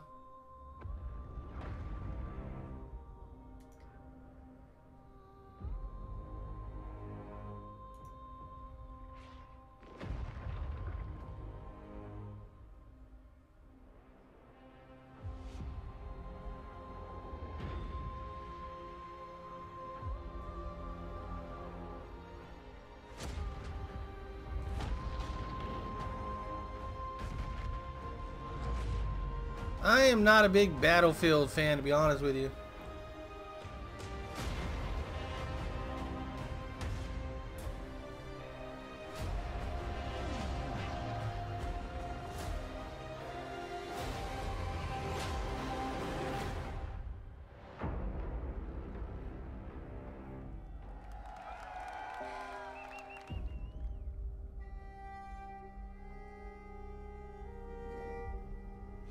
Ikke en dråpe.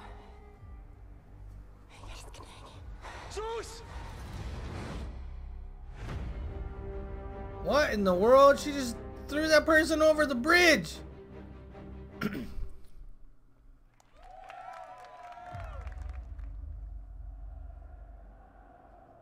Quando eu era criança, sempre sonhei em tornar-me um campeão. FIFA 19! Determinação e vontade de vencer. Até mesmo nos momentos mais difíceis, tu tens de continuar a acreditar. Esta é a tua oportunidade de te mostrares ao mundo. Tu és um campeão.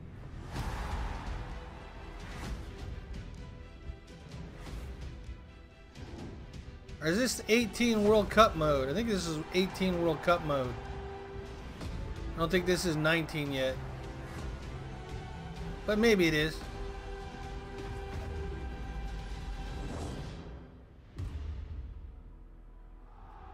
I think it's 18 World Cup.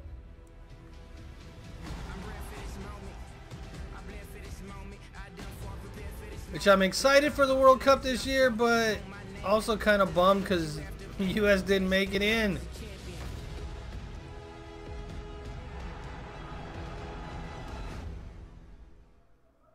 Because it's fun, Morgana?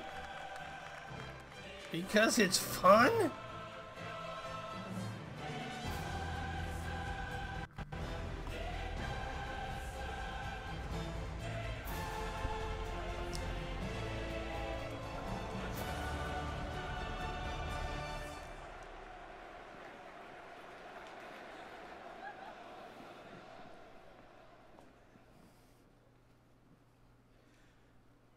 That's the UEFA Champions League, the pinnacle of club football, where the world's best clubs compete and icons of the game like Gerrard and Cruyff cemented their legacies. The world's biggest league joins the world's game. And a special thanks to the legendary Hans Zimmer and LA's own Vince Staples for collaborating with us on the trailer. And I really love the trailer because it captures our epic vision for how the Champions League comes to life in FIFA 19. And Lena's going to tell you a little bit more about that. As Aaron said, the UEFA Champions League is an amazing addition for the game. It's where football's biggest heroes like Ronaldo and Neymar clash every year. And it's the place where champions rise. And you've been asking for this for a long time, and we are thrilled that it's here. And that's why we're bringing the Champions League across the game. There'll be an authentic Champions League tournament mode. Your club will chase this trophy in career mode. Alex Hunter will pursue Champions League glory in your story mode, The Journey, and in FIFA Ultimate Team, there'll be live and authentic Champions League content. And we'll share more details on that along with all our other Ultimate Team features later this summer. And all that's just the beginning. As you know, the heart and soul of FIFA is gameplay. And this year, we're giving you the tools to control the pitch in every moment, from your tactical approach to the match to each technical touch. And we know how passionate you are about. I think I'm in the minority when it comes to FIFA. I do the create a player thing and just play with that player. I think a lot of people don't do that. They do Ultimate Team or online competitive or play as a whole team. I don't do that. I play as one dude. Yet again this year.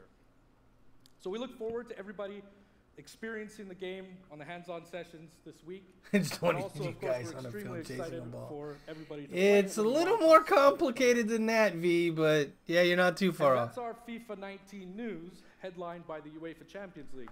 But I just wanted to take a minute to pause and reflect. Standing next to this trophy is a little bit surreal. You know, growing up, there's two iconic trophies that every young player dreams of winning. And for your club, it's this one, the pursuit of Champions League glory. But for your country, it's this trophy, the World Cup. And with the tournament starting in just 5 days, we're excited for the world to compete for it in FIFA 18. As you can imagine, all of I us agree, Morgana. This is a little can't wait boring for the start of the and a World little Cup. long. And we want to celebrate with But FIFA 18 players, which is why they gotta get it out. we started the game with a free World Cup experience on PlayStation 4, Xbox One, PS, PC, and Nintendo Switch. But you can take Ronaldo and Portugal to their first World Cup victory. Or you can write your own story with some great nations who didn't qualify this year. Or you can make a crazy dream a reality for your home country, like mine, Iceland. Who would have thought that a nation of only 350,000 people Just so you would guys have know, qualified? FIFA And you 18 can sold feel over their 10 million copies worldwide. 10 million.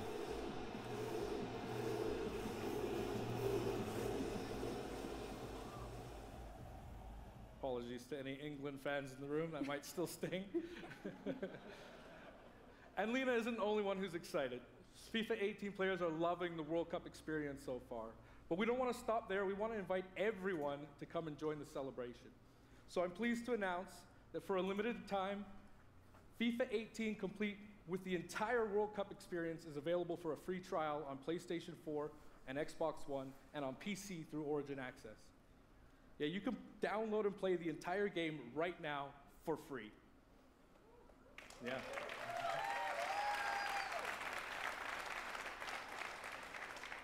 So to kick off the trial, we've got some of the world's biggest creators. Not who are gonna be rugby. playing live at the end of the show, representing their nation. And it would be football, This summer we're not doing so much more for FIFA football. fans. Plenty of FIFA 18 content centered around the World Cup, and we'll bring you all the details on FIFA 19. But in the meantime, But definitely let's all soccer. enjoy the World Cup. Thank you, and auf Ravistan! What'd you just remember, Morgana? What did you just remember? It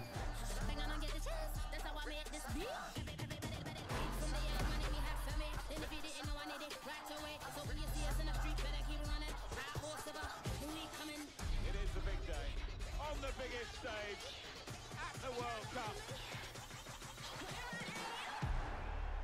Oh, that was some serious editing going on there. Good morning. Andrew Wilson. I don't know who this guy is, but FIFA okay. 19. You know, the FIFA community never rests. 20 million people from 60 countries playing in competitive leagues this year. Well, the FIFA team never rests either, bringing the Champions League and the World Cup and so much other greatness to FIFA this year. We can't wait for you to experience it all. We've got so much to do here today, but I want to welcome you to EA Play. It's our third EA Play and our second one in Hollywood, and we couldn't be more excited to have you with us to share all the games that we have to show you. We've got lots to do, but before we move on, I'd like to share just a couple of things. The greatest disruption to the consumption of entertainment media in the last 5 years is the combination of streaming plus subscription. As consumers, watching movies, watching TV, listening to music, reading books has never been easier. And we believe that disruption is going to have a profound impact on our industry in the next few years. And so over the last couple of weeks, you will have seen that we announced a new team. Mega Man Soccer. There was a Mega Man Soccer game? To help our investment, to extend our thinking and extend our pioneering. And yes, you can get some bucks by logging into GTA 5. That's going to mean extending the experiences they already play on our partner platforms. For others, it's going to mean new games and new modalities of play across a whole variety of platforms. But for everyone, it's going to mean playing games anywhere, anytime. So this week, we've got a tech demo running. All of our games streaming in HD from the cloud to multiple devices that you'll be able to try out for yourselves. Now, it's not quite ready for full market prime time yet, but it is a promise of what we hope to bring you in the future. The second part of that, of course, is subscription. And we started subscription a number of years ago, and many millions of you have signed up and experienced the joy of being able to have full access to a great catalog of games. Today, we're announcing Origin Access Premier. Welcome back, Jet. So 3 things you need to know about it. Origin Access Premier will bring you all of our new PC games, starting with Madden NFL, back on the PC for the first time in over a decade. Then FIFA 19, Battlefield 5, and of course Anthem. And there'll be many more titles in the years to come. Second, you get access to the Vault, our library of over 100 games from EA and other publishers. And third, it will launch later this summer. So that's a little later in the year, but if you want to get started right now and experience the benefits and joys of subscription, come in and play a free trial of Origin Access, our base subscription, this weekend. Thank you and have a great show.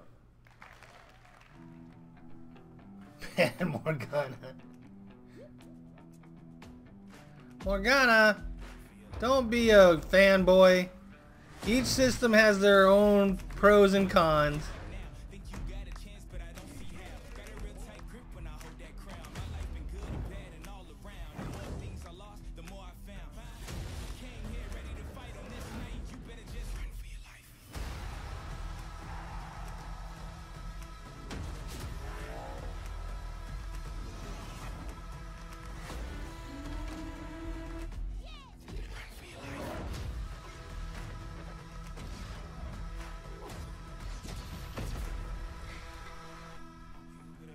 Huh. That...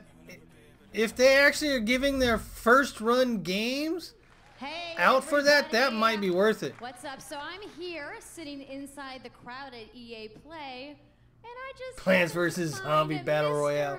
That might be one worth playing, V. What's going on, Vince? How you feeling today? I'm feeling great. I love this stuff. I love seeing new games. I mean, someone's super excited about that man on PC, right? Yeah! So, you guys may have seen that Vince was tweeting yesterday, and there has been a bunch of speculation. So, you want to just get right to it? Sure. I mean, we're not ready to show all of our stuff yet. We're working on a bunch of stuff. It's amazing. The teams are kicking ass. But we wanted to bring a little tidbit. So we've been working with Lucas on getting the name and kind of the setting for what our Star Wars game is going to be, and we're going to talk about it right now. Oh, you guys got any guesses? Star Wars game. Here we go. It's going wild right now. I hope so. So the Star Wars name is Jedi Fallen Order. Woo! So Star Wars Jedi Fallen Order. Yeah. So it kind of gives you some idea that you'll be playing a Jedi. So does that mean I get to like hold a lightsaber? Yes. Need for Speed Battle Royale. So Vince, you got anything else? Well, it takes place during the Dark Times. Trying to be a little vague here, but when the Jedis are being hunted, so it's going to be spectacular. So for all the hardcore nerds out there who want to know like where in the timeline, like between which episodes is it? Between 3 and 4. Okay, all right, between 3 and 4. That sounds like a nice time. You got any other tidbits? It's not a nice... It's a dark time. It's a dark time. Bad time. Does that mean this could just be all dark and serious? It's amazing. All right, so I think people are now anxiously want to know, like, when... No, Morgana, we all love Star Wars. It will be holiday of next year, 2019, not this year. So, sorry to dash any hopes. Yeah. But now that we know, we can set expectations. We're all going to be amped up, and hopefully we'll hear more from you maybe next year. Oh yeah. Well, Vince, it was great to see you. Thanks for stopping by the show today. We do have a little bit more news on Star Wars, so I'm going to toss it over to Dennis.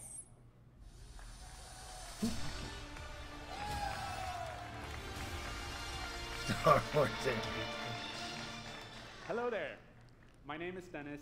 I work at DICE in Stockholm on Star Wars Battlefront 2. I'm really happy and excited to be here today, so thank you so much for hanging out with me for a little bit. Do they not have hairstylists in the back? This dude just like looks like he just woke up and came to the show. Quite right. So instead of coming out of the gate sprinting like we really wanted to, we had to take a step back and make sure that we were delivering the game that our players really wanted. So we decided to completely overhaul our progression system and add a bunch of new character cosmetics for players to collect instead. So from there, we added a new hunt mode inspired by the original. Aren't we all though, Morgana? Aren't we all nerds? Starting with the Ewok excuse me. Door. And thank you. It turned out to be by far the most popular update of the game, and the team loved building Ewok Hunt. So as you might know, we're currently in our Han Solo season with content from the movie coming next week. It's headlined by the new planet Kessel, a really dangerous place, and it features the return of one of our favorite modes, Extraction. So looking forward a little bit, this summer we will be introducing a new squad system to the game, which will allow you to team up much easier and play with your friends. We're also adding a new Starfighter mode focused around dogfighting with your hero ships. And looking ahead a little bit more, we will also be delivering a new large-scale multiplayer sandbox experience focused around capturing command posts and attacking and taking out capital ships. But that's not all. We know that you have been asking for new heroes, villains, and planets from a certain era that features a very iconic Star Wars conflict. So I'm excited to confirm that Battlefront 2 this year will be going deep into the Clone Wars.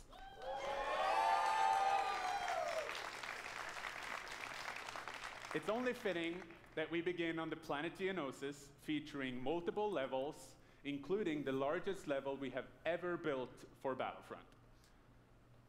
So let's talk about the heroes and villains. First, let me introduce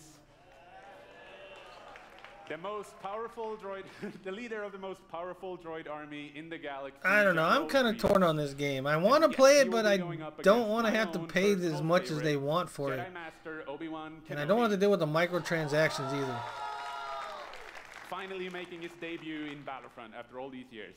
So, but we're not done. That's not it. They will not come alone. Joining them is the Dark Lord and leader of the Separatist Alliance, Count Dooku.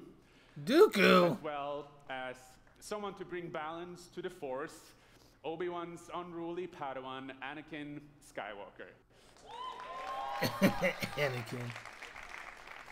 The team at home is extremely excited to be building all of these cool things. EA and DICE are committed to Battlefront. We had a rough start, but I really think it better have good physics. A bright future.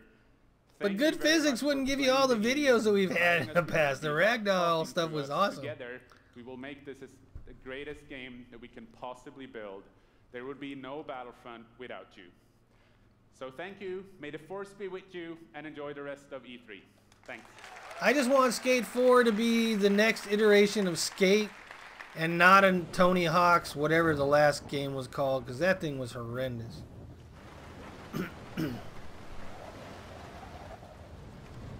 Unraveled 2? Really? Did they make an Unraveled 2? Unraveled at Sea?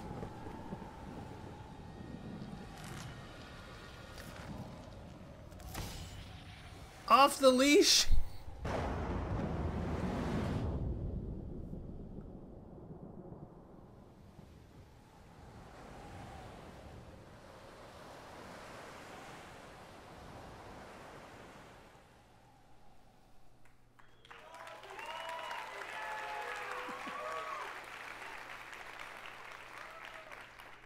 Hi.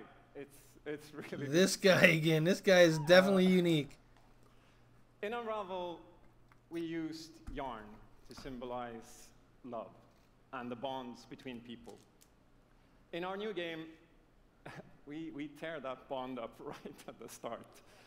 You lose everything, including your spark. But when things are at their darkest, you find hope. Multiplayer Unravel? You form a new bond. And your spark is rekindled.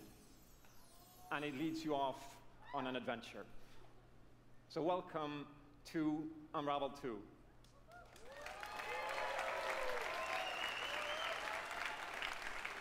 He is definitely not your average It's Joe. a game about fresh starts and second chances. These two little souls who refuse to give up and who build something new and beautiful together. And the whole game is inspired by that spirit of optimism and togetherness. You see, it's all made to be played with two characters. You can play it alone, or you can play it in co-op with a friend, but there's always two characters there, sharing one yarn and working together to get through this adventure. This game, it's quite different from the first.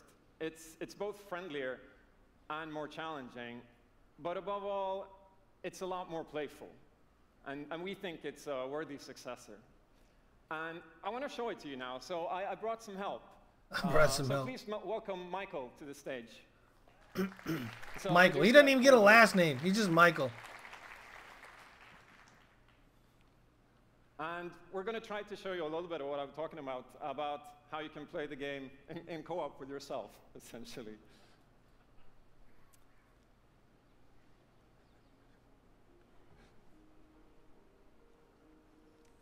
So this wasn't prepared. There we are. So when you're playing it by yourself, you can essentially pick up the other character and carry them along through the more fast-paced segments of the game. And we actually tried to include a bit more of those because... Run away from whatever bird that is. More like what is that thing? Looks like a kind of wow moments. chicken or something, but like total black? Exciting. I've never seen a bird like that.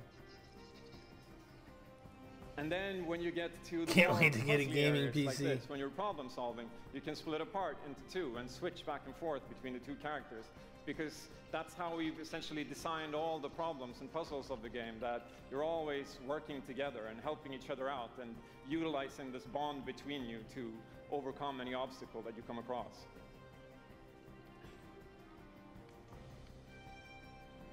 So I guess I'll jump in at this point. Yeah, come join me. So I'm gonna be the red one. Okay. You'll be the blue one. I'll be blue. Okay. A little celebratory flip there. Another reminder of how lonely you are. And the bird is back. That bird is still chasing him. Okay, playing it safely now. Oops. I'll swing. All right. Nice. And I'll catch you. There you go. Can I swing now? Okay, you go ahead. So here it goes. Oh. Okay, this is the scary part. Let's see if we can do it.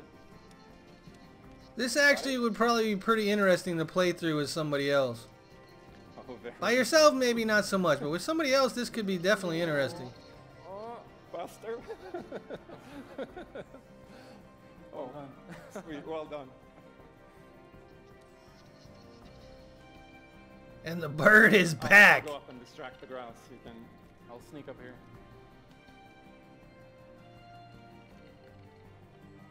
Okay, your turn. Yeah. Look at me. Here.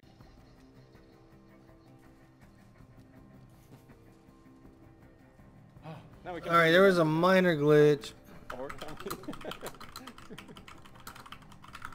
Might have to refresh the stream, guys. I don't know. Something just happened. OBS disconnected, but it's back now. Unravel 2.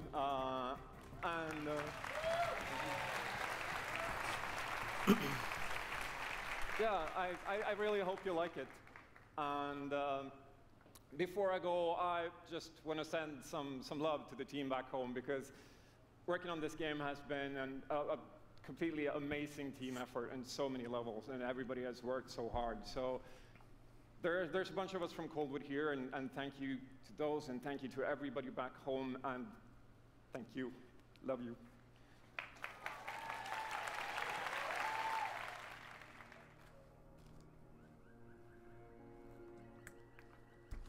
Yarny! What's up, Yarny?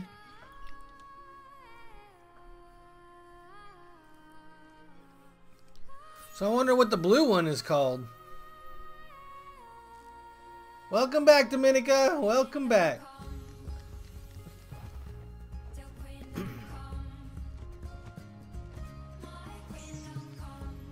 Chase your spark. Play on your own or with a friend.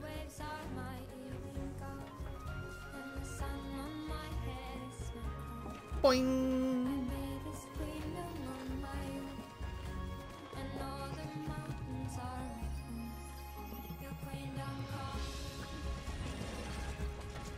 Reminds me of Little Big Planet a lot of ways. It almost could be a mod for Little Big Planet, but it's got its own flavor, I guess. The blues named Johnny.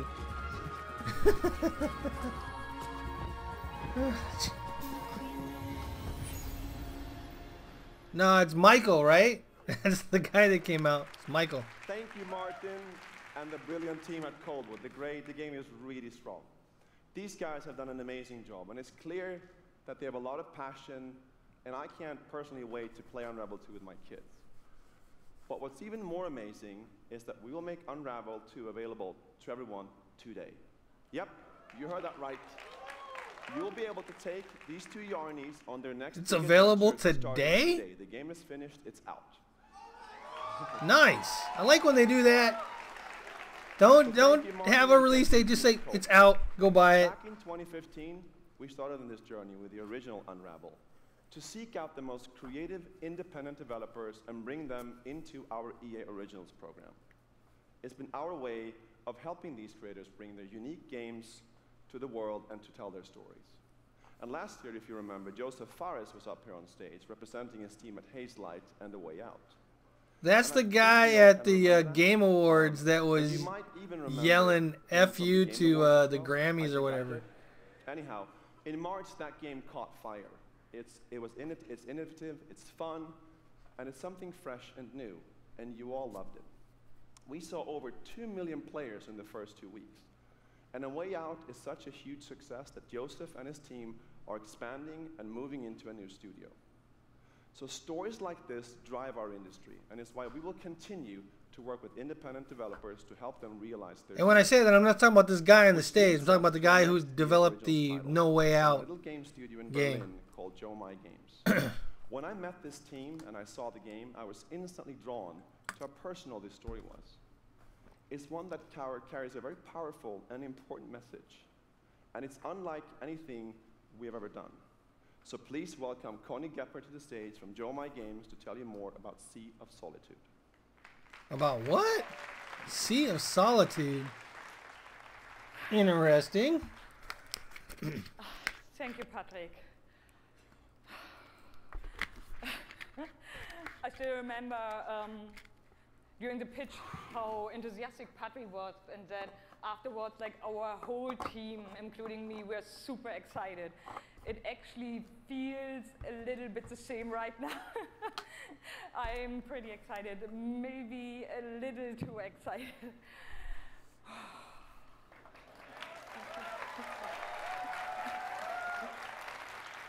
Thank you.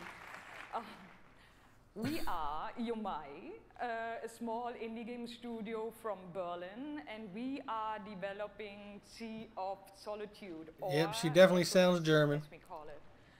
The whole journey from the very first concept to actually becoming a part of EA Originals is simply amazing. Let me tell you more about our game. When humans get too lonely, they turn into monsters. This is at the core of everything you will see, hear, and hopefully feel while playing SOS. What makes this underlying concept so important and so unique is that nearly every human being can at least somehow relate to or remember the feeling of being lonely. In my case, I started writing the story when I felt the loneliest in my life. I think as an artist, you process your emotional world by letting it out and putting it into your art. I'm still amazed how like the concept seems to just float out of me like right into the hand and onto the paper. I love how she's wearing a Kraftwerk this is also shirt. why so many people can instantly connect with the game, because it's not a made-up story, even though that it takes place. Yeah, they need to show some gameplay or something. In SOS, we try to show how people experience different kinds of loneliness, but also how outsiders, friends, and families see those who struggle. We achieve all this in playful ways so that players who want to simply enjoy a fantastic experience can do so. But player who wants to look a bit deeper can reveal a whole emotional world beneath it all. Gameplay, come on, It's about a gameplay. young woman named Kay, who is suffering from such strong loneliness that her inner feeling, the darkness, the anger, the hopelessness, worthlessness, turns to the outside and she becomes a monster. The game is about finding out why this happened to her, but also how to turn her back into a human. Ultimately, the goal is to bring all those emotions into balance. Some needs to become bigger. It'll get better, Morgana. It'll get better. A little smaller, but to embrace even your destructive part or your self-doubt in the same way you embrace your joy or your hope. This is what being human is all about. And that's what our game is all about. Thank you. All right, here we go. Gameplay.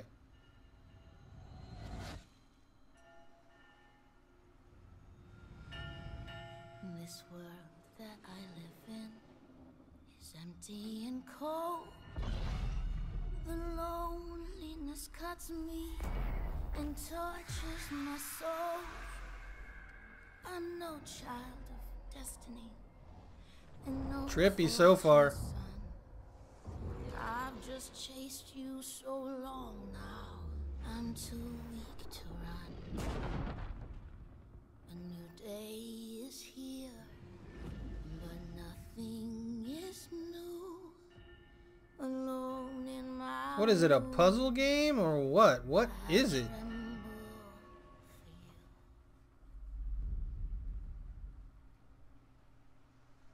It doesn't say what kind of game it is. Nothing there showed you what kind of game it was. But I'm not the only one. We are the one. We can shut you down, and we can put you on an island. Crossover. Gather. Gang. And we're balling. Be ready. Because we're coming at you with the squad. Like Hello Neighbor? Yeah, kinda. That game is not dead. Until EA stops making it, it won't be dead.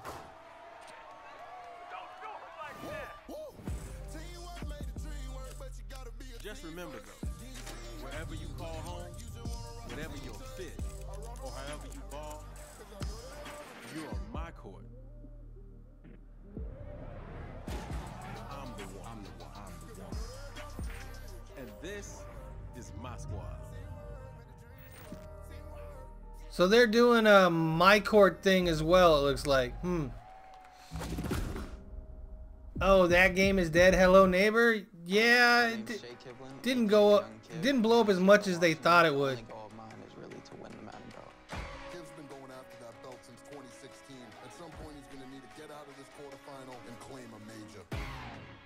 night for young Kiv. He's been stuck at the quarterfinals. And here he is now in his first championship game, looking to accomplish a goal. 3rd and 4, throws it low. T.Y. drops it. That was a phenomenal read, and Trini's got the lead. 40-19. I hate losing way more than I love winning. Oh, we have an incredible matchup. It's a rematch. Touchdown, Kev. He throws it high. And young Stupid Facebook notifications. You want to get smacked again on TV? Madden 18 champion. He's finally done it. That dude looks like a big butthead to me.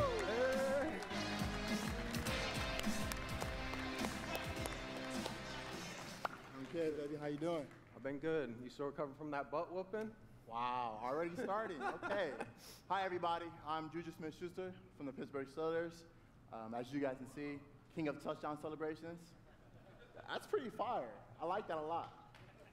As you guys know, this is Young Kiv, Madden 18, Madden champion. Like, give it up for Young Kiv, y'all. Give it up.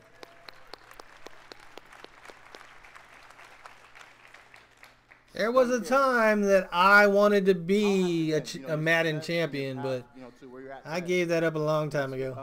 Too much work. I've always been a competitor. Too much time you got to put when I in. was in high school, I was playing baseball. I hurt my arm. So then I picked up Madden, and at first I was really bad. I was getting blown out online, but I kept at it. I put more and more time into it. Eventually I made my first tournament, but I had a big decision. It was the same time as my graduation. Wow, okay. So the key to be the #1 player in Madden is to hurt your arm in baseball. That's #1. #2, you said you had the decision to go to your graduation or go to the tournament. So, like, what did you do? I chased that money. I still got my diploma, but I chased that money. There you go. We're out here chasing money. That's awesome. Okay, now the past few years, how has it been for you? I know you had some ups and downs.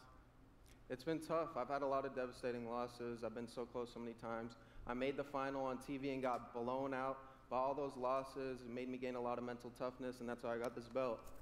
That's awesome. Mental toughness. You're like the worst sportsman in Madden history. Nobody likes playing against you because you win or lose, you're a poor sport. Super excited. It's going to be so fun. It's lit. I honestly wish I can stay right here and talk to you guys forever, but I'm not going to board you guys. We're going to go out. I'm going to try to take this belt, round 2. So we're out. Have a good day.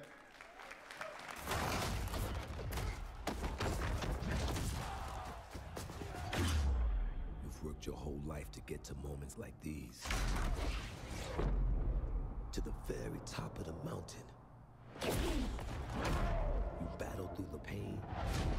Owen. And failure. All just to get to this place. Why would they show Terrell Owen in a Cowboys uniform? That guy is like way retired. You fall so you can rise. And What do I have against him? Truly see. I just don't like people being poor sports. Win or lose, man, be a good sport about it. But about all the moments that got you here. And that dude is notorious for being a bad sport.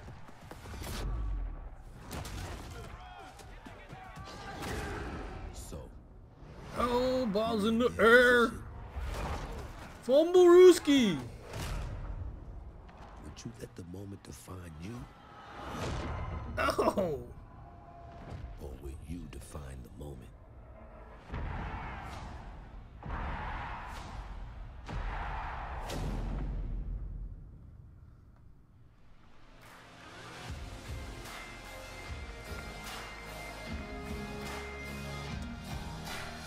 And here we go, another conference about Madden Ultimate Team or stuff that I don't care about when it comes to Madden. Studios General Manager Michael Martinez. How you doing today? I'm super excited to be here. Yeah, we're going to do this presentation a little bit differently and give you your first look at a brand new mobile game in a live winner-take-all head-to-head match. Michael, why don't you tell us the rules? Sure thing. The objective is straightforward. Destroy the opponent's base to win. Unit control, super simple. Just tap the destination, unit automatically moves there. The most efficient way to destroy the opponent's base is with this giant nuclear missile in the center of the map. Wait, this isn't even Madden. What the heck is this? The control points. A bar fills up while the missile is possessed. Whoever controls the missile when the bar fills up will fire the missile. Takes 2 missiles to destroy the enemy's base and win. That's it. Sounds great, Michael. Well, enough talking about it. Let's get to this match. Absolutely. All right, ladies and gentlemen. What'd you miss, Axel? You missed for the blue side of the room. If you could please give a cheer for one of the what most was it called? Unraveled 2. Make some noise for In Control. Madden 19, where they're talking about stuff that we don't care about. And now, whatever this game is called. His opponent, fighting for the red side of the room, a competitive mobile gaming phenomenon. Please join me in welcoming to the stage Nick at Night.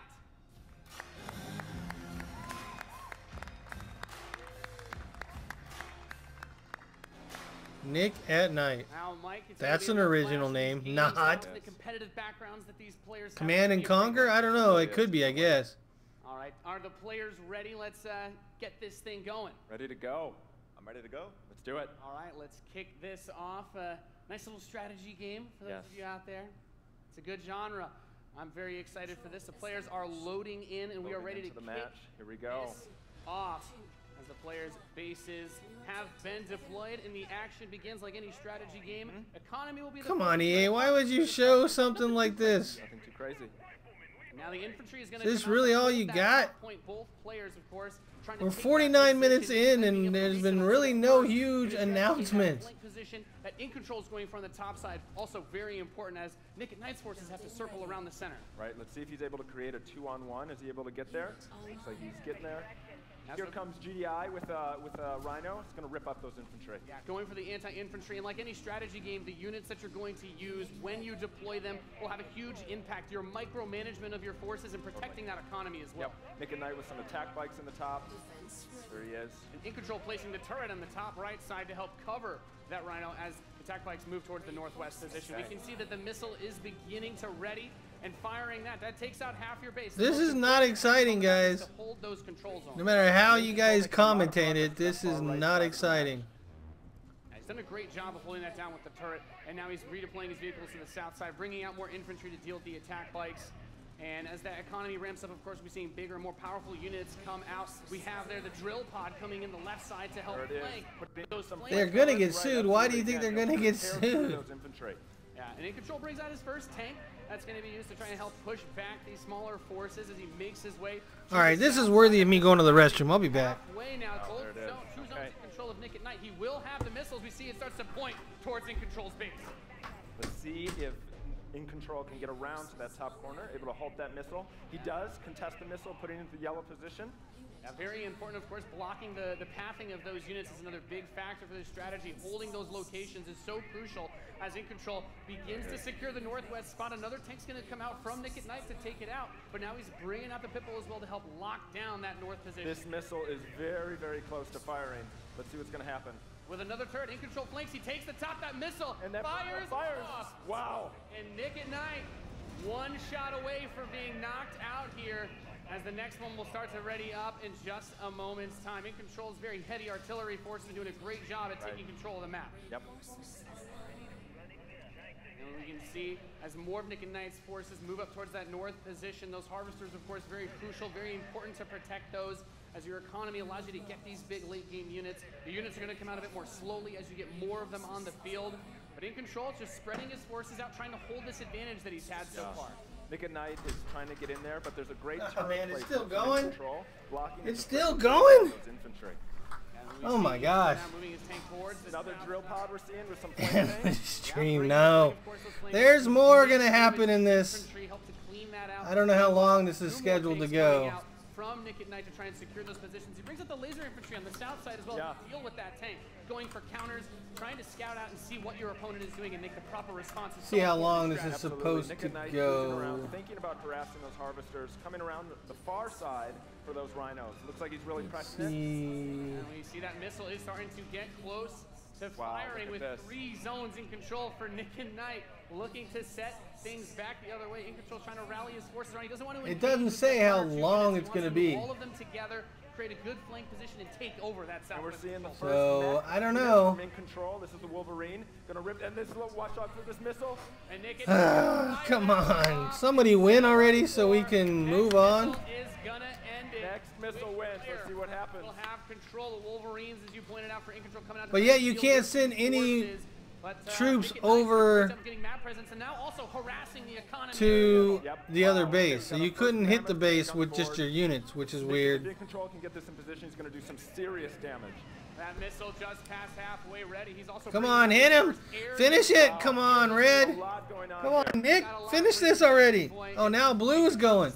This missile is nearly going to fire. It can be stolen at any point. Where is it going to go? Is he going to Dude, you need to jump on. You needed to jump on that when you first got over there. You're an idiot. You're an idiot. You should have jumped on that pad. That was epic. But that was not exciting. Thank you so much. That was awesome. Any thoughts, guys? I just came to make mammoth tanks, so I've done my job. Yeah. Absolutely. That was Thank awesome. you We so saw a much. little bit of everything right there. Perfect. Yeah. Let's hear it for Nathanius, Nick and Knight, and In Control. To capture the section style? Yeah, but if he would have captured the one on the other side, then the missile wouldn't have kept going blue. It would have just stopped, right? So then he would have had a chance. Rivals reimagines the real-time strategy experience for mobile. We're giving players complete, continuous control of their army. Slow clap. Quick, competitive head-to-head matches that are fueled by skill and strategy.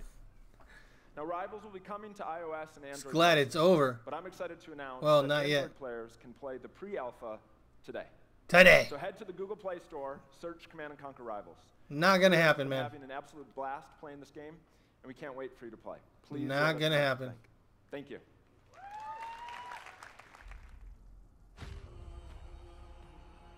Oh, what is this?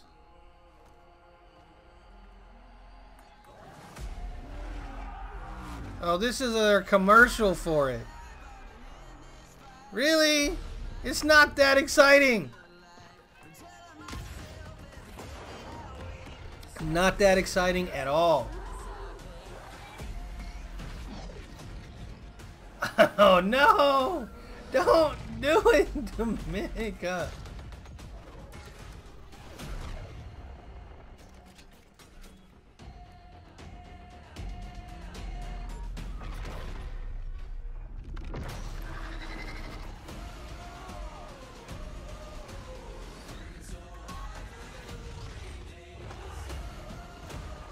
Not that exciting, guys. Sorry, not.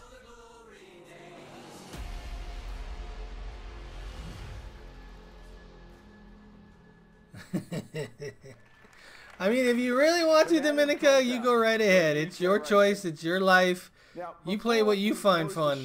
Just because I don't think I'd find that fun doesn't mean you won't. I wanted to share a few final things. I am blessed to be able to work with some of the most creative people on the planet who come to work every day to create amazing entertainment.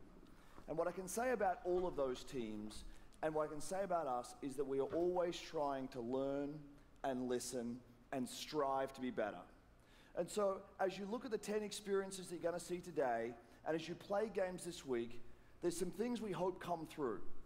First, Is that the it? Is very this obvious ending? choice is that you as players get to choose how you play, what you play, when you play, and what devices you play on.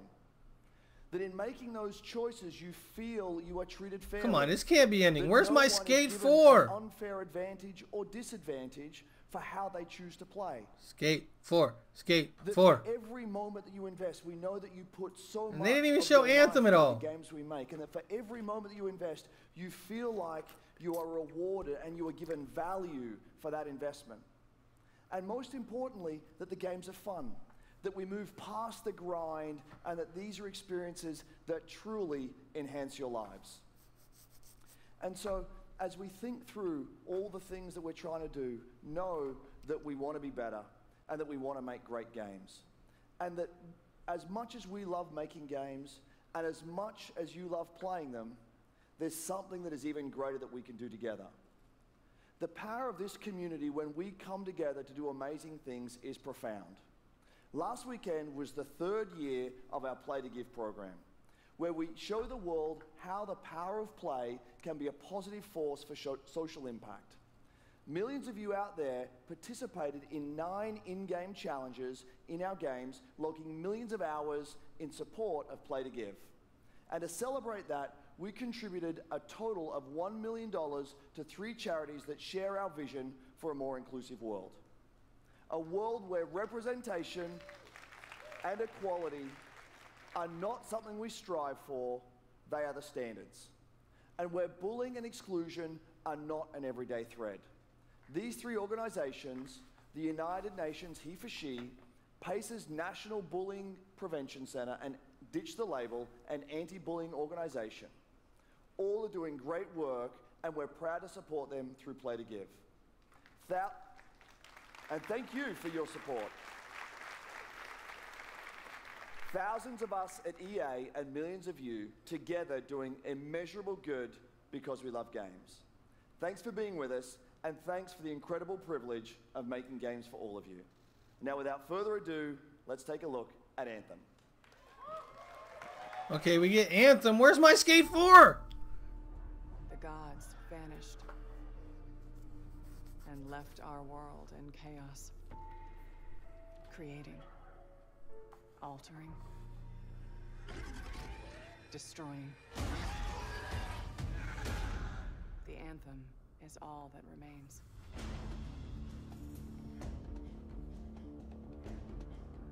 There's a storm coming. I think Anthem could be really cool if they do it right. These walls can't protect us forever.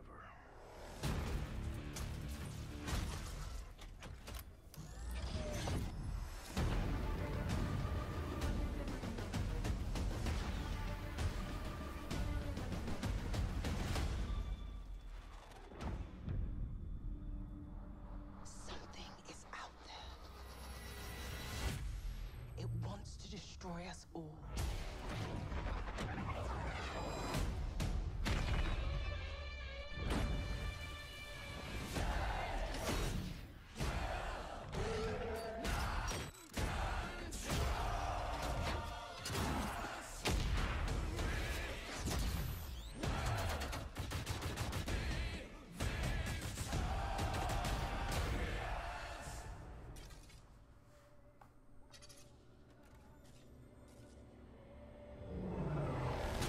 Whoa. He almost became splattered.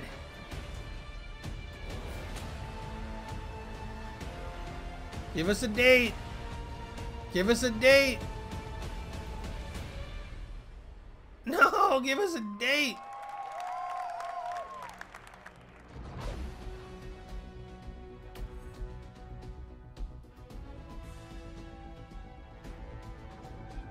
They are going all in on this game.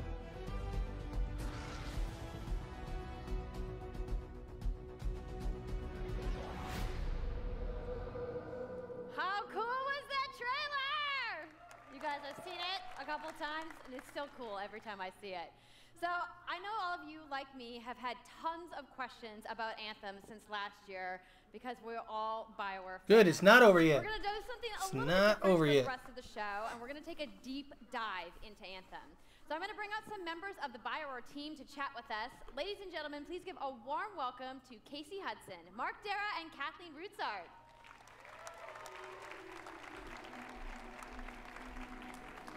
I'm hoping that it's an open world game that you could play with multiplayer, with multiple people, and get loot, get experience, and just constantly keep growing your character, and constantly have interesting things to do. Right in and get started with you. So now we know that you all started, or Casey, you started your career at BioWare way back in the day, but you took a couple years off. But before you came back, you actually worked on Anthem before you left. Yeah, that's right. So, you know, first of all, it's amazing to be back. It's awesome to be making games for BioWare fans. You know, we have the best fans.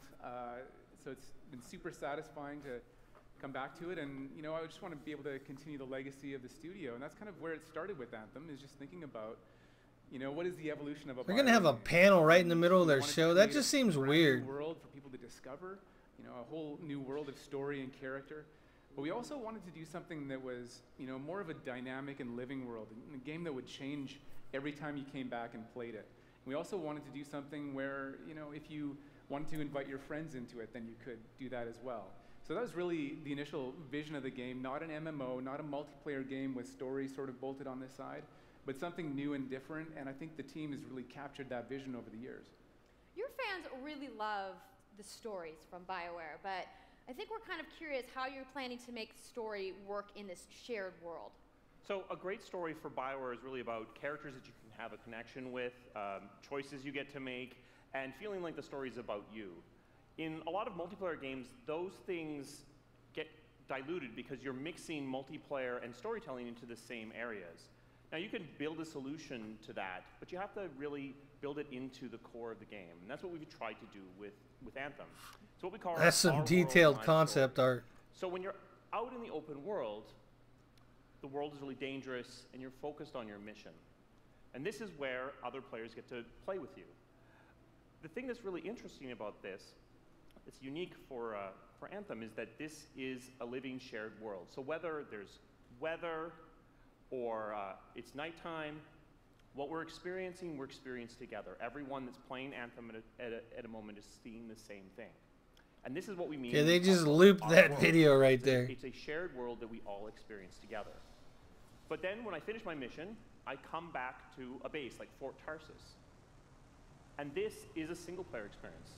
I turn in my rewards, I talk to some characters, I experience the choices of my action. And this is where your story really lives and breathes.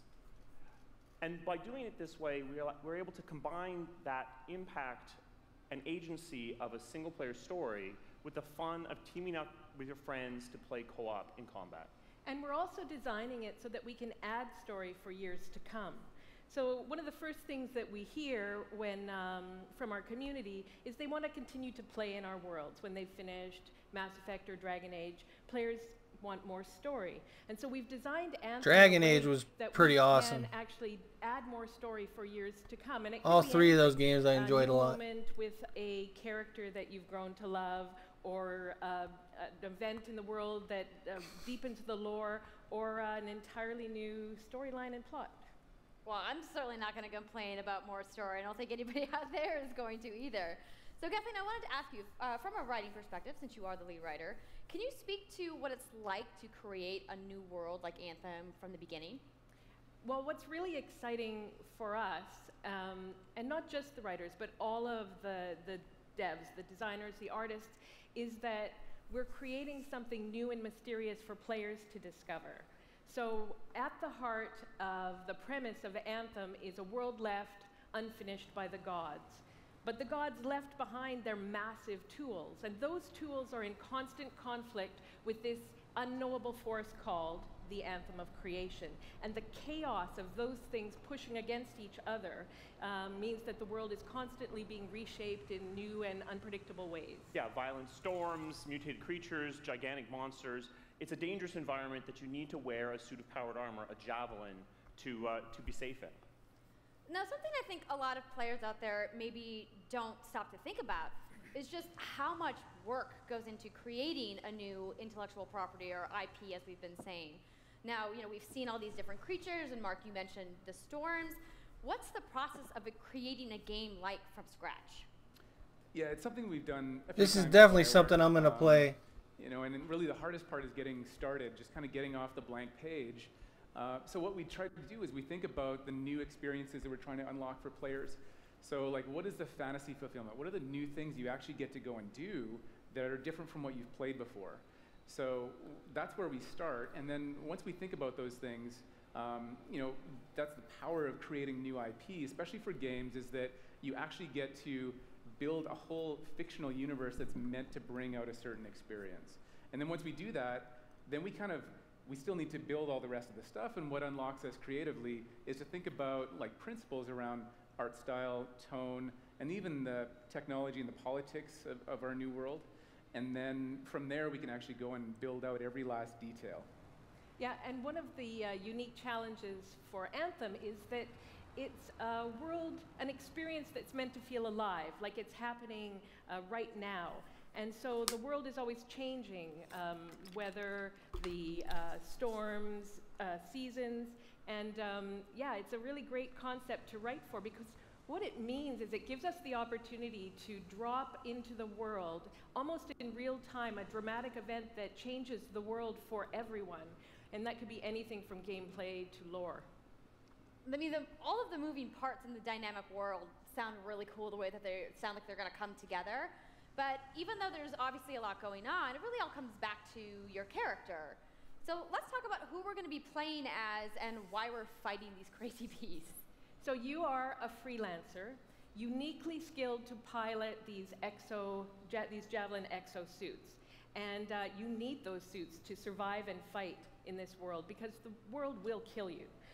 But on top of that, our ancient rivals, the Dominion, have they've discovered a way, they think, to weaponize the Anthem of Creation, and so we need to So 4 different stop them exosuits or javelins. No, I've heard you call this So power classes, armor, a couple different basically. things. Is it a suit? Is it a javelin? Like, what's the canon term here? We call them javelins, and there are 4, and they each have unique abilities. There's the Ranger, and then there's the Colossus, the Interceptor, and finally, the Storm.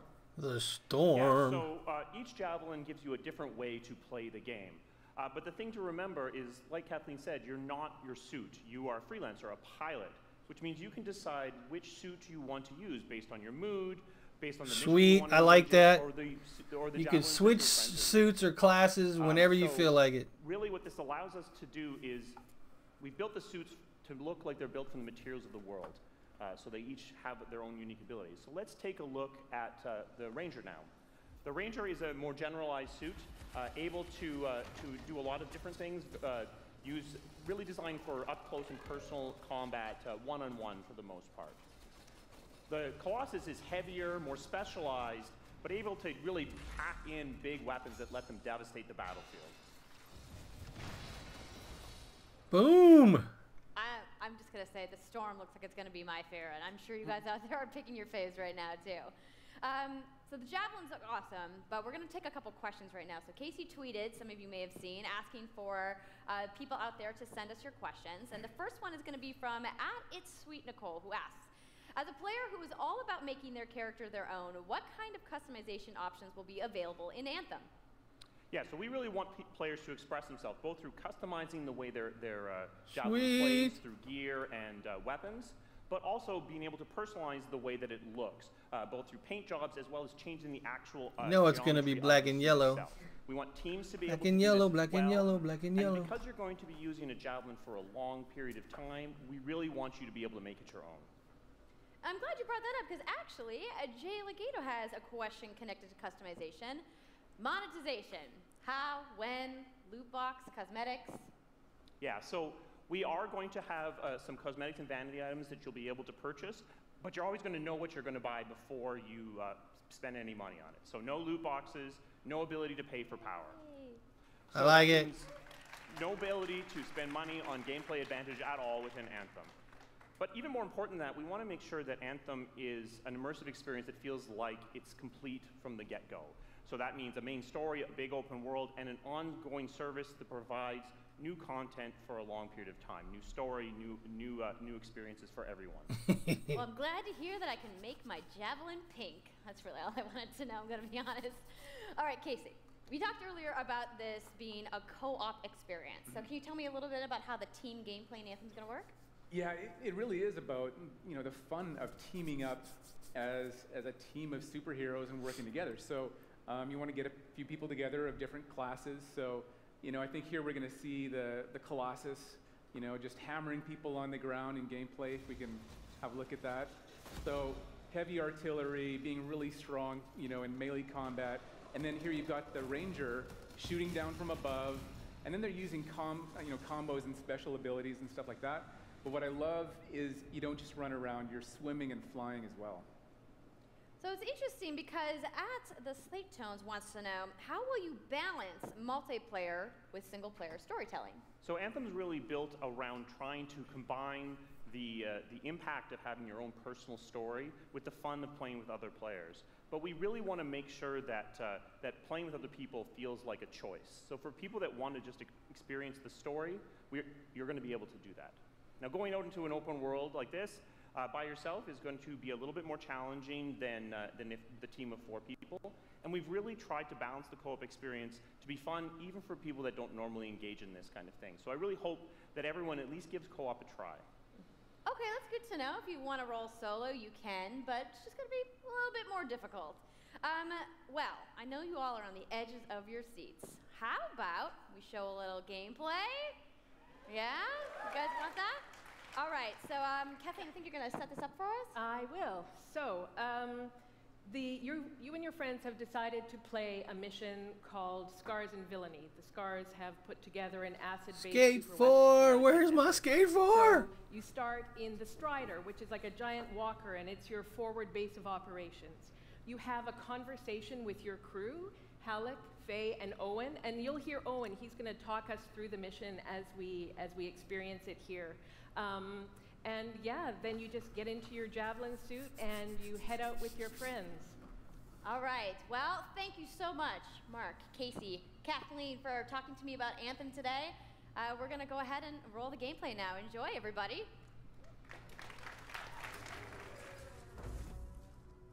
All right, let's see the new gameplay. Are they actually going to be playing it right now?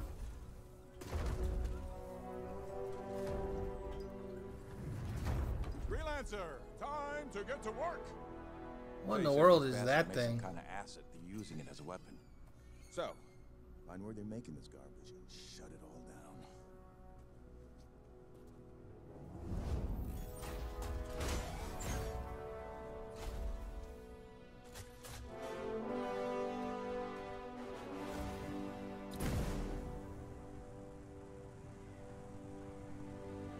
I do like the creatures and stuff. They're all pretty unique. And the landscape all looks pretty awesome. The graphics look pretty good. Of course, we're watching a video of the video, so loads of scars nearby. Take a look around the area, but doesn't look as clean as it'll look when you're playing it. Still looks pretty dang good though.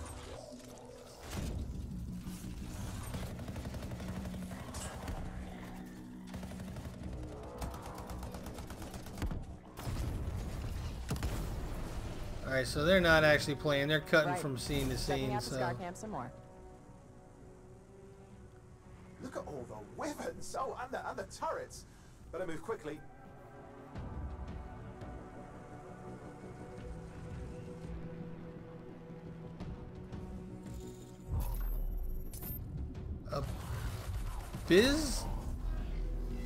Was that abysmal something? That thing is pretty huge.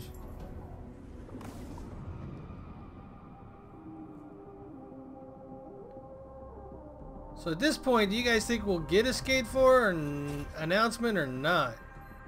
I don't really know.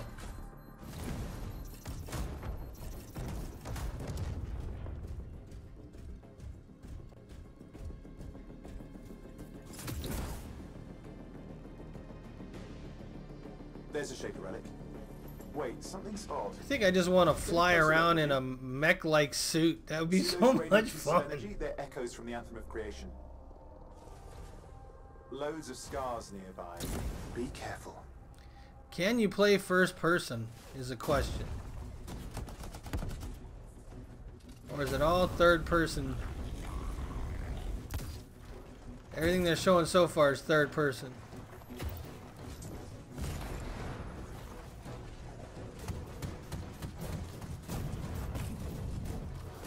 Combo. Return them to the relic. You've got to silence it fast.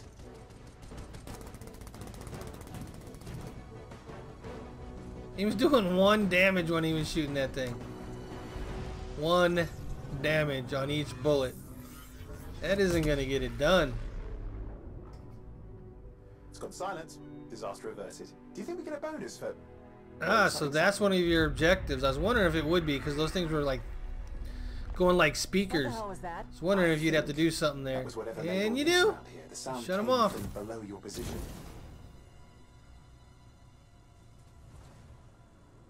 On the plus side, this definitely counts toward hazard pay. There's a trail of this acid gunk leading down. Follow it, and we should find the source. Acid gunk. How massive is this cavern? Wow, that's pretty big. Those look like eggs.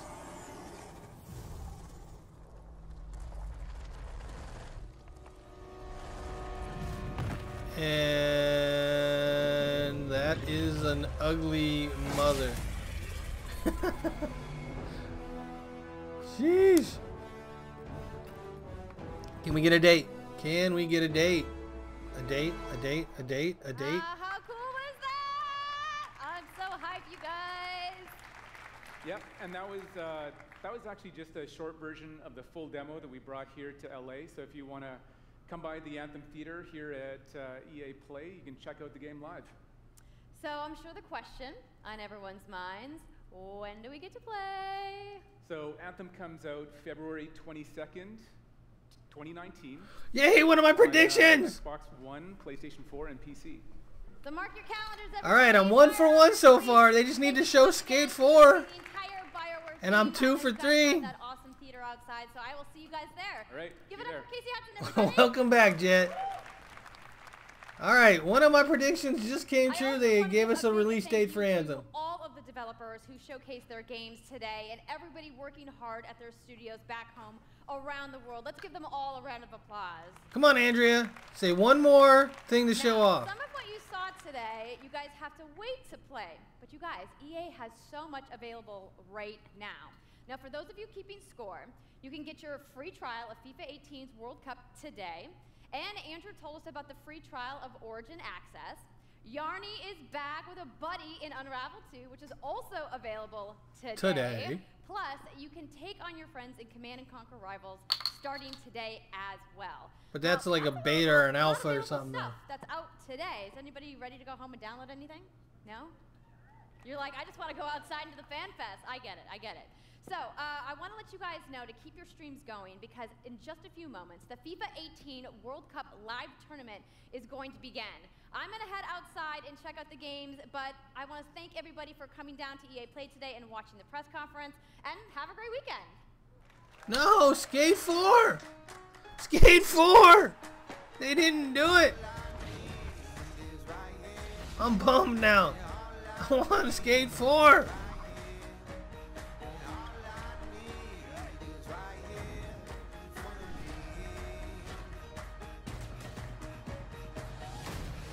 Welcome back, Dominica and Morgana, or whoever's back. Sorry, I'm still stunned they didn't announce Skate 4. I thought that was gonna happen. Thought it was inevitable. The only thing that would make it still happen is if they were on the PlayStation or Xbox stage with it and announced it there. Hi guys, my name is True Boy. Welcome back to the stream. Now, I know the FIFA 19 was exciting. We saw that trailer. Champions League is coming to FIFA for the first time ever, but the World Cup is 5 days away. So what we decided to do is to have a tournament with some national teams, England, Mexico, Germany, and the USA, and decide who will be the champions of the Creators Cup. And I'm not. Yeah, but USA is not in it, so. Republic of Ireland International, David Myler. How you doing, buddy? I'm very good, thanks. Stu, how are you? I'm doing great. Now I know you didn't qualify for the World Cup with Ireland. You play for. How have you been enjoying? Yes, Unravel 2 will be a pay-to-play game. You're gonna have to pay for that. Let's see how much that is. Unravel 2. How have you been enjoying the World Cup mode so far? Let's go shopping. What they've done is brilliant. I'm really enjoying it. Obviously, you get the chance to win the World Cup. I've been able to do that, so it's probably the closest I'm going to get to winning it. So it's been good. That's true. Now we're going to go. There's already smack talk going around. We're going to go right into the game, but let me see here. I'm trying to find it. Lil Yachty, aka Let's just go to the PSN store and see if we can find it there. Recording hip hop artist and also future star of the Teen Titans Go movie as well. Yeah.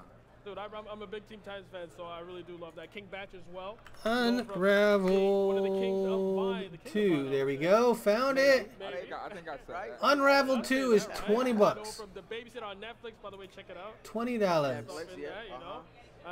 Is it on the PC? Would it be on Steam? I don't know. Let's take a look. Juan Paz Zarita, huge Latin. I don't care about this. Instagram, you name it. Don't forget Netflix. I don't care about this. All right, we're checking for Unravel 2 on the Steam store. Let's see here. Store. Featured.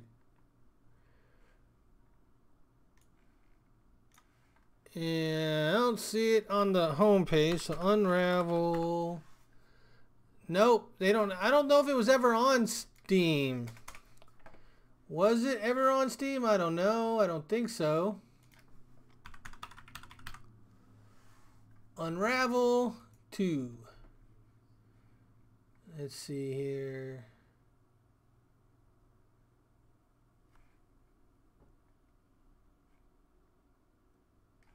Yeah, it looks like it is on PC, but where do you find it? Oh, you know what? It is an EA game. So, that means Origin, right? Don't be discouraged yet, Dominica. It's an EA game, so that means it should be on Origin. They don't put their games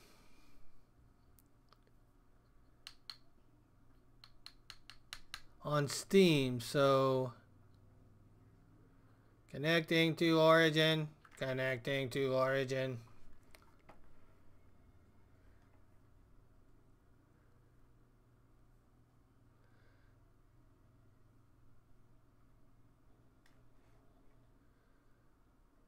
All right, let's see here. Unravel 2. Oh, really? Oh, that's the friends. We don't want the friends. We want the store.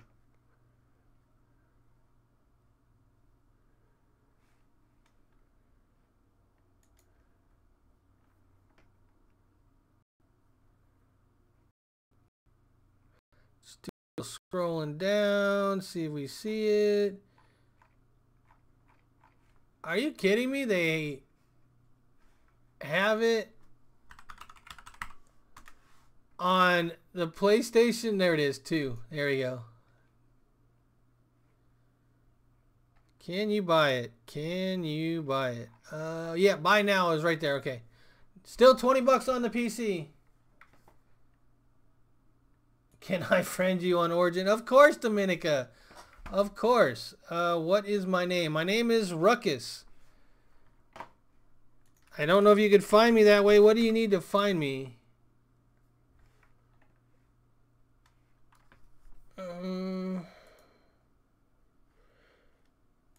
View my profile.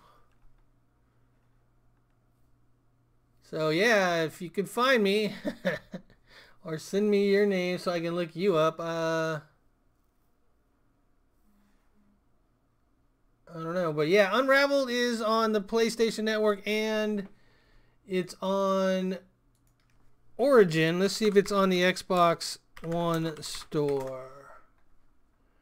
I know some of you don't care, but we're going to look for it anyways. Unravel 2. Unravel 2. It's actually cheaper on the Xbox. Well, that said it was 17. How's it $17.99 here? But when you go to here, it's $19.99. Moonlight DW.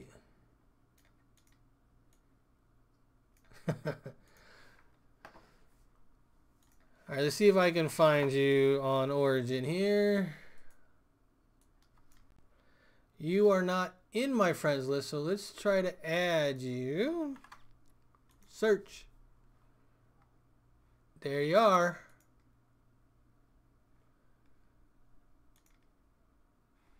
Accept friend request. There you go. There you go. Static plays The Sims. I do. You guys want to see my games on Origin?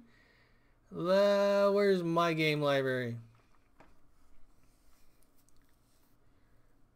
I have quite a few games on here. Some of these were free. Jade Empire was free. Dungeon Keeper was free. Dead Space was free. This was free. Red Alert was free. Bejeweled was free.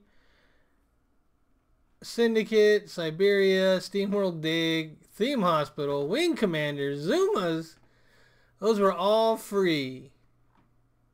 Peggle was free, so was Nox. Need for Speed, Most Wanted, Medal of Honor. Most of the games I have on here were the free games. What's Origin? It's EA's version of Steam. EA's version of Steam. Alright, so let's look up before we go tomorrow's schedule so that we all know. Alright, so today we had Electronic Arts. Tomorrow we have Microsoft, Bethesda, and if I can find it, Devolver Digital. So I will be streaming those as well. And we will make fun of their conferences just like we did EA's. Sims Now, Static. No! Can't make me do it. I have the Sims 2, the Sims 3, and I got the Sims 3 on PlayStation as well. So I basically got the Sims 3 on the PlayStation so my daughter could play it. Sims 4 is the best. But yeah, Sims 4, I thought I had it on here. I do. It's up top. Sims 4. And Mass Effect Andromeda, which everybody seemed to hate, but I didn't have a problem with. I thought it was alright. So, alright everybody. Until tomorrow, take care. Bye-bye now. Static Buzz out. Play it. Sorry, Mello. Can't do it. I got things I gotta go do, actually.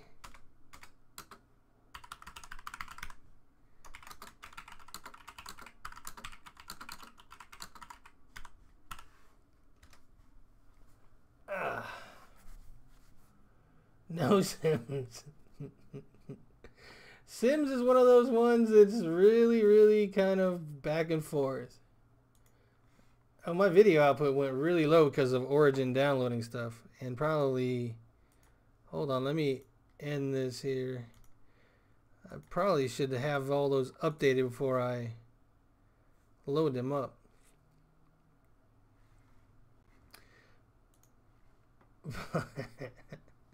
So, alright everybody, take care, bye-bye now. I'm out. Have a good one. All around me are familiar faces. Familiar places. Play Baldi's Basic. Sorry guys. Alright.